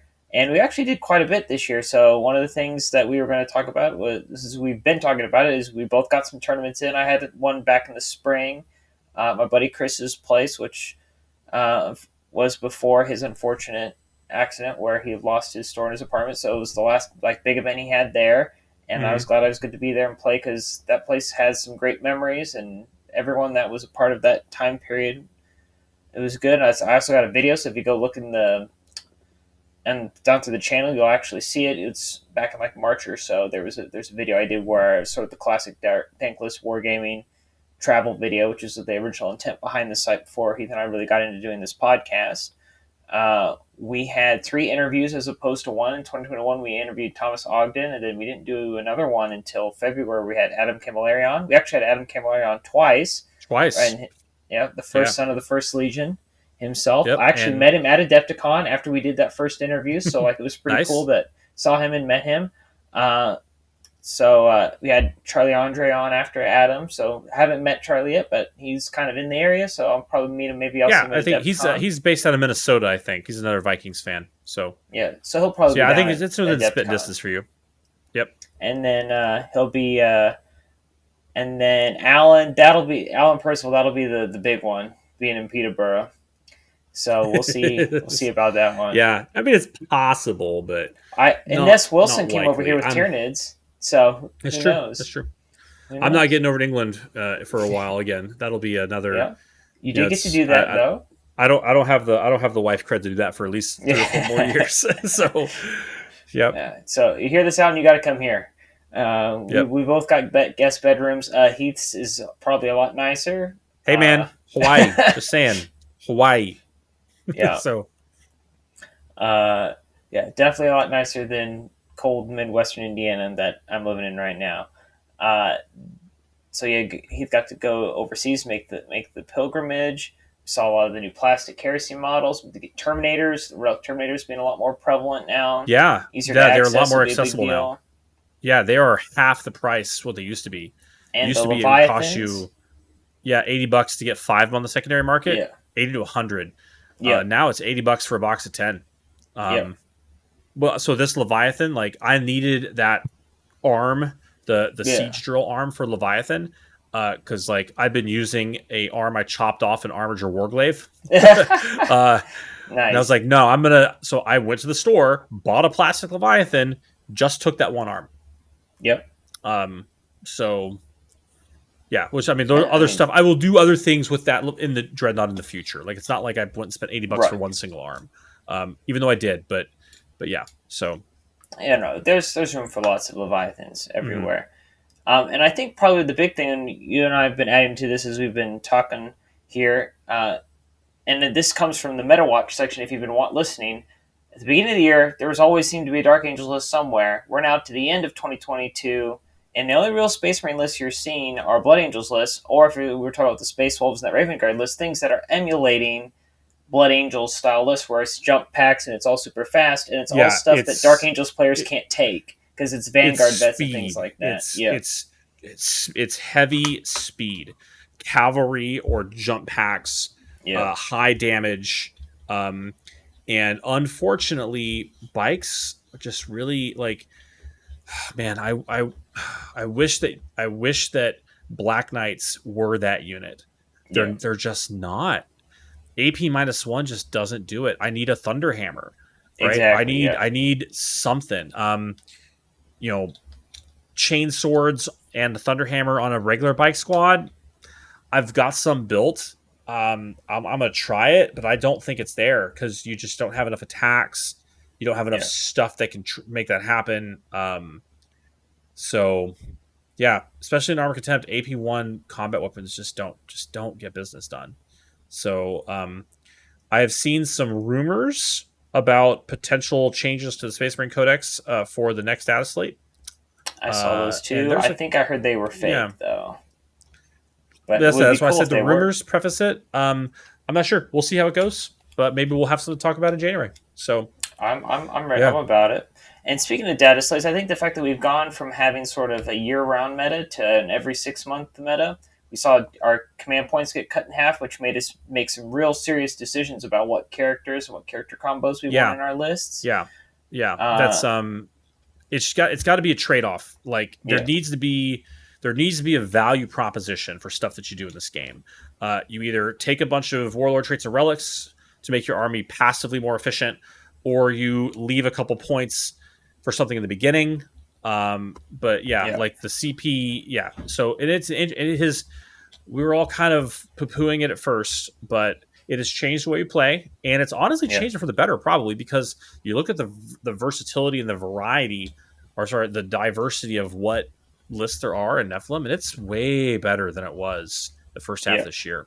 So that is for sure been a positive change. So one thing I want to point out is that the fact that we do balance status slates, and they are, Hmm. I think we're to the point where we can actually call them reliable. They happen. It's not a surprise, Right, um, which was 5 years ago not a thing. It was not a exactly. thing. Even a couple years ago, the fact that so GW said, "Hey, we are going to release a FAQ 2 weeks after Codex drop, and then a big look, spring, big look, fall," and those happened within a month or so of the advertised target. But before 2017, before 8th edition, this never happened. Like you No, got it one didn't. FAQ every year, maybe two, and they didn't answer actual questions. They just answered cheesy stuff that some 5-year-old kid texted in, and they didn't balance the game. So I think we're to the point now where we can actually call the game once again. Balanced is a strong, kind of Right. loaded and charged word, right? Is probably better to call it actively managed, right? They're Yeah, that's you fair. know Yeah, they're pruning, right? They're looking at it, they're controlling it. We're getting not just the data slate, but we're getting some of the design propositions behind it, from the interviews that they put out, that the studio puts out, when they say, here's what we're looking at, right? Here's the stats, here's the information that we're making our decisions based on. Transparency is great for the game, right? yeah, So that's good. I want to see more of that. That is what's gonna once again, the reliability and the predictability is what's going to keep people coming back to this. Knowing that, hey, if my army sucks right now, it's probably not going to in the future. Like Necron players were kind of down yeah, probably at the end of 2020, or sorry, beginning of 2021, end of 2021. But man, they're in a great spot right now. Holy God! yep, Uh, so yeah, and the fact that the amount of changes that they are willing to make, right? They're willing to make wholesale changes to core mechanics on those data slates, which is fantastic. Which is Well, and fantastic. and thinking about Necrons, think about the secondary game where they just said, "Here's the secondaries for everybody. It's all this," and it overnight took Necrons from being a zero to a hero, and then Oh yeah, for yeah, yeah. and That's then a good for point. us, it's basically the opposite because the Urban Defiance went from being being able to do something we could do in our deployment zone with 10 Terminators with Thunderhammers and Storm Shields, and we just score 15 every turn to, oh, you mean I have to put something outside I actually have to move on top of it, and or I have to start with Scout units that don't have Thunderhammers and Storm Yeah, Shields. yeah, And then they got rid of Stranglehold and to the last, and so that non-interactive Deathwing list that you saw in the spring that was pushing 80, 90 points every game just for existing. yeah, I mean, it's gone. It's gone, and it's not yeah. coming back unless something like those secondaries come back, which I think, based on how often they were taken by other armies and what the game looked like when you did that, they're not bringing them back. So that is Well, something but it's not something to cry about too much because people are looking. I mean, they tried with the last data slate to try and make Shock Assault better, and it hasn't worked out the way they wanted. Um, yeah, but it doesn't mean they're not going to try it. I mean, they're obviously trying to be like, okay, we don't want you to sit around and do nothing as a Space Marine player. We want you to go out and interact with the other army, but we need to do something other than what we've done, and that's what I'm So looking forward to for the next think episode. about it. Think about it like this. I think one of the things I said on one of our first episodes was that it's very difficult to balance a game Yeah, if you don't control the win condition. What is the win condition?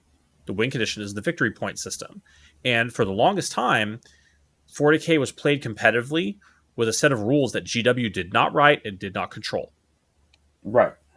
So now that in 9th edition, they have brought all that stuff in-house, it's another lever that they can pull to balance the game. Arguably the most important one, how you score the points. Exactly.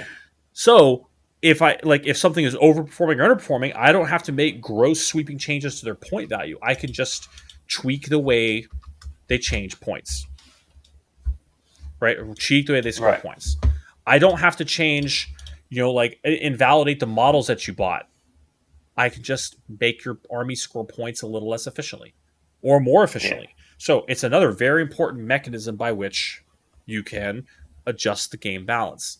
So, and I think that's probably, in my opinion, that is the most important thing that has happened in 9th edition.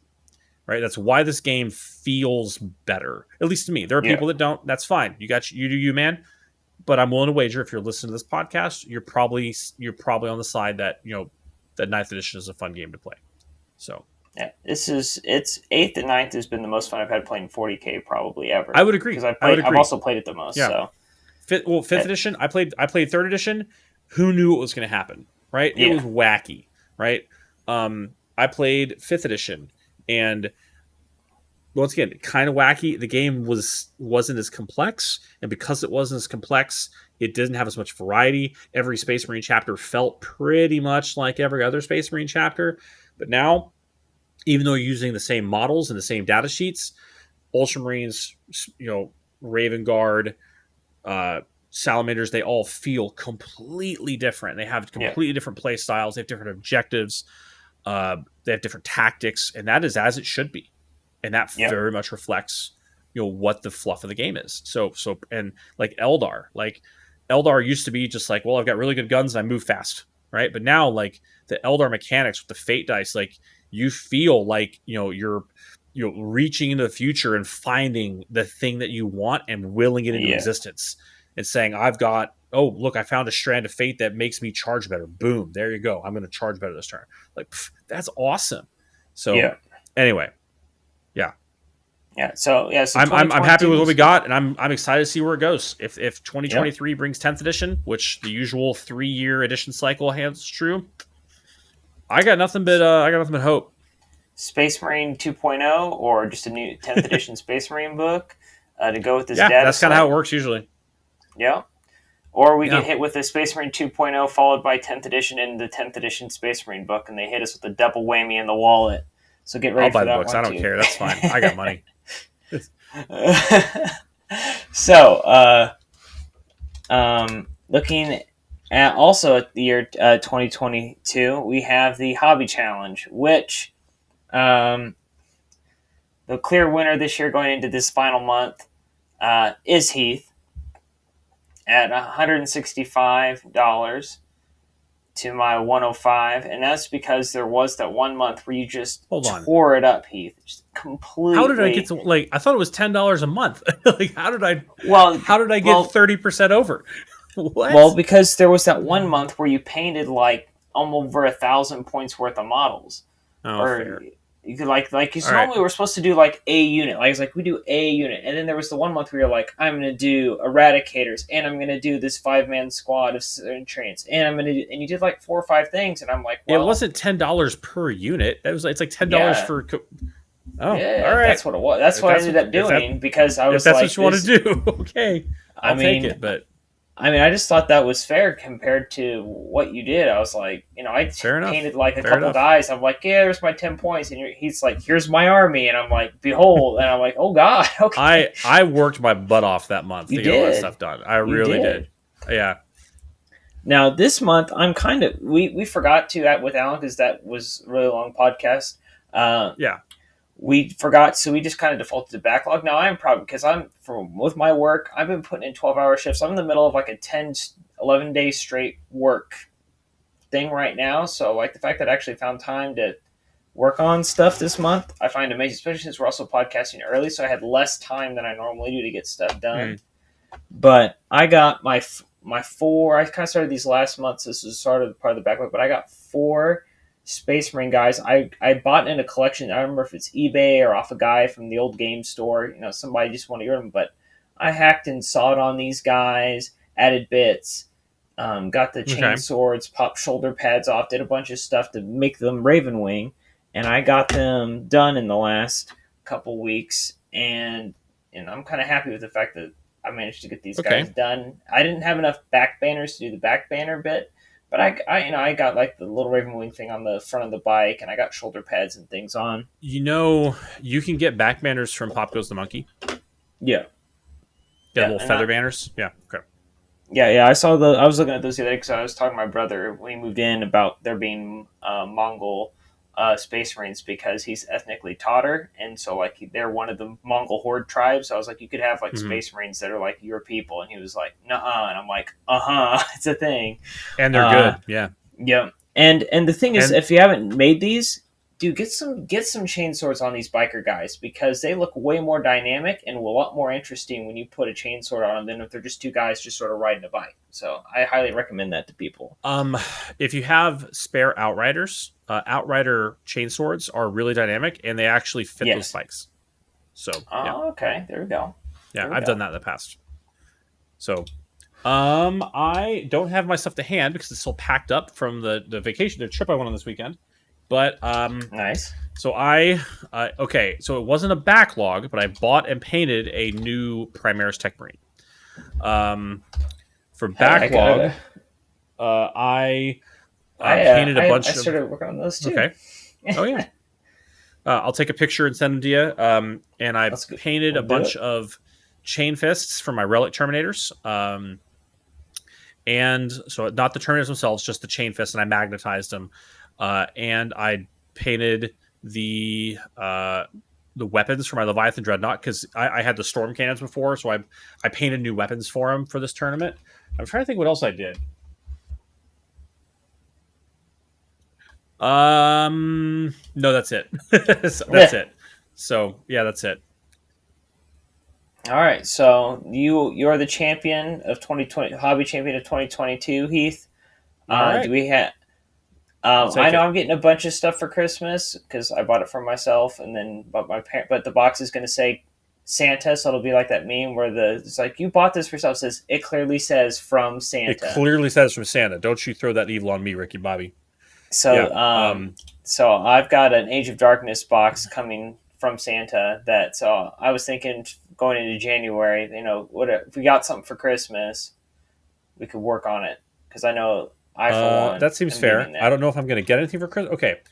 If no one else gets me something for Christmas, Santa will get me something for Christmas. I'll put it at that. I'm going to Santa podcast. I'm going back to my hometown for Christmas, which is Dallas Fort Worth, Texas, and the GW HQ in North America is in Grapevine. So I'm going to go hit up and play at the Citadel. Which is not Warhammer World, unfortunately, but I'll probably grab something there if there's anything Forge World I'm looking at. I don't know. Maybe a freaking Scorpius. Well, I guess they're plastic now. I've always wanted a Whirlwind Scorpius, though. Yeah, I don't know. We'll see. We'll see what happens. So yeah, I'll find out what happens. My brother-in-law, plays, so maybe I don't know. I don't know. We'll see what happens. But that's the plan. So yeah, I guess for next month, if there's anything that comes up for Christmas, we'll see if we can paint that. That seems reasonable. Amazing. I guess my biggest thing will be getting it primed because it might be like -10. I'll see how much I can get there. All right. Yeah.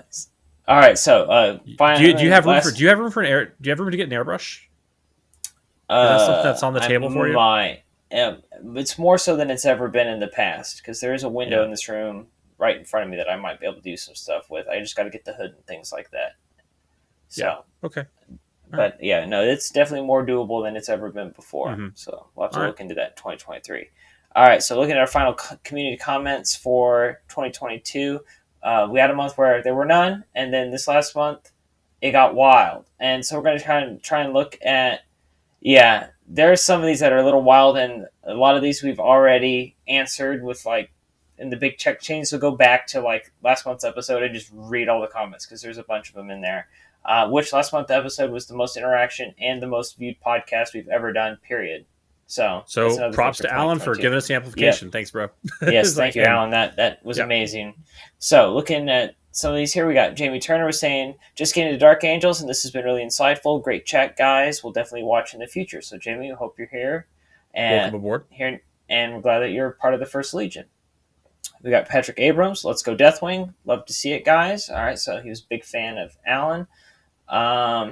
Rabies sent us a block of text about his Terminator. It basically comes down to how do I mix my Terminators? What's the proper mix? And Alan went into a very in-depth discussion, so please refer to last month's episode to look at Rabies. That's great. We're getting some real value in the conversation on this, in the comments on that episode. So definitely go take a look at it. It's worth it.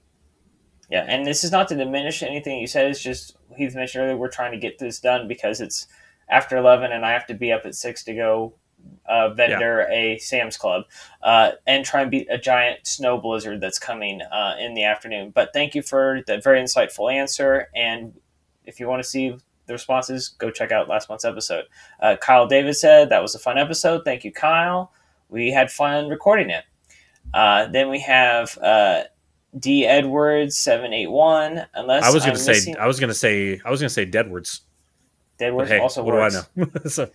So, I mean, it works. Unless I'm missing something, to hit modifier can be a +1, -1 of max of 1. And this is where we get into like this is one of those questions about stacking, where like we build a stack sort of like Magic, where yes, you can only ever have a max of +1, -1, but it's not like fights first, 5 slots where you can only go so far and you can't stack them. This you can, like you could have +3 and then a -1, so you end up at a total of +2, but it only counts as a +1. So it's right. Yeah. And there's again, refer back. Alan does a really good breakdown in the comments of last month's episode. You can see that there too. Yeah. Ultimately, you gotta add the stack up with all effects, and then it's capped at +1, -1. Right. Yeah. And then this is a guy he was super excited to hear about. Matt Follow saying, love the content, would comment more, but binging your channel as I drive across the country. So thank you, Matt, for listening to us as you drive across the country. Keep posting.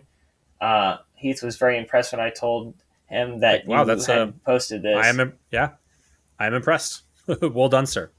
And then WG says, thanks for sharing your photos. Good episode. Yep. And that's something else that's happened to the podcast where I've got some better editing software this year, got a little bit more technically gifted at getting things in because people have been asking, hey, can you put the lists in? And Heath and I have been working on trying to find ways to make sure people can actually see it. I might have to go to back to my graphics guy, get some better graphics, look into that in 2023. Yeah, well, I think in 2023 we'll probably try and see if we can step the production value up a little bit more. We're 2 years in, and hopefully you're right. We've demonstrated our stability. We're going to be here and do this for a while, so we'll try and bring listeners more value with some of the lists, maybe some of that kind of tech. So yeah, here's come. If you got any suggestions or if you have skills along those lines. Bailey's Bailey's profession does not line up towards video editing and that kind of stuff. No. Mine doesn't either. So we're just kind of doing this as we go. So if you got some value to add or interested in helping with production or editing, please let us know. Because it generally takes us on average, a week to 2 to get these things turned around because we suck at it. So it's a hobby. I'm not gonna lie to everybody, and I don't try to This is a hobby, and if it doesn't feel like I'm having fun while I'm doing it, it's like I'm not gonna. I'm gonna do it because I don't want to. But 100% the right way to do business. Yeah, I'm trying to keep this as a hobby because that's what it is. It's not paying my bills, and I like playing with video. I like doing this, but definitely that's why there's a drag. It's why it's only once a month because I don't have. I mean, it's paint models or work on a video, and it's like sometimes when you get past that, it starts to really, really eat at your time. So that's where we're at. That's where we're at now. But anyway, thank you for all those wonderful comments. Keep flooding the comment box. We love it. It's a great time, and we love getting to give you a shout out at the end of the episode. So, any final thoughts here at the end of 2023, Heath? 2023, 2022. Well, no, just we're gonna keep on going. So, Merry Christmas, Mele Kalikimaka, Haolimaka Hiho, Happy New Year. Yeah, same from here. So thank you all for listening to this month's episode of The Path to Redemption, the Warhammer 40,000 Dark Angels podcast. Our next episode will come out in the year 2023, so get excited for that. Please subscribe, like, and comment below if you're watching us on YouTube or listening to us on your preferred podcasting service. And last but not least, we'd like to thank Purple Planet for the use of their music. Until next time, I'm Bailey from Dank Wargaming. Oh yeah, that's me. And this is Heath and Team War Hawaii. Stay loyal, Angels.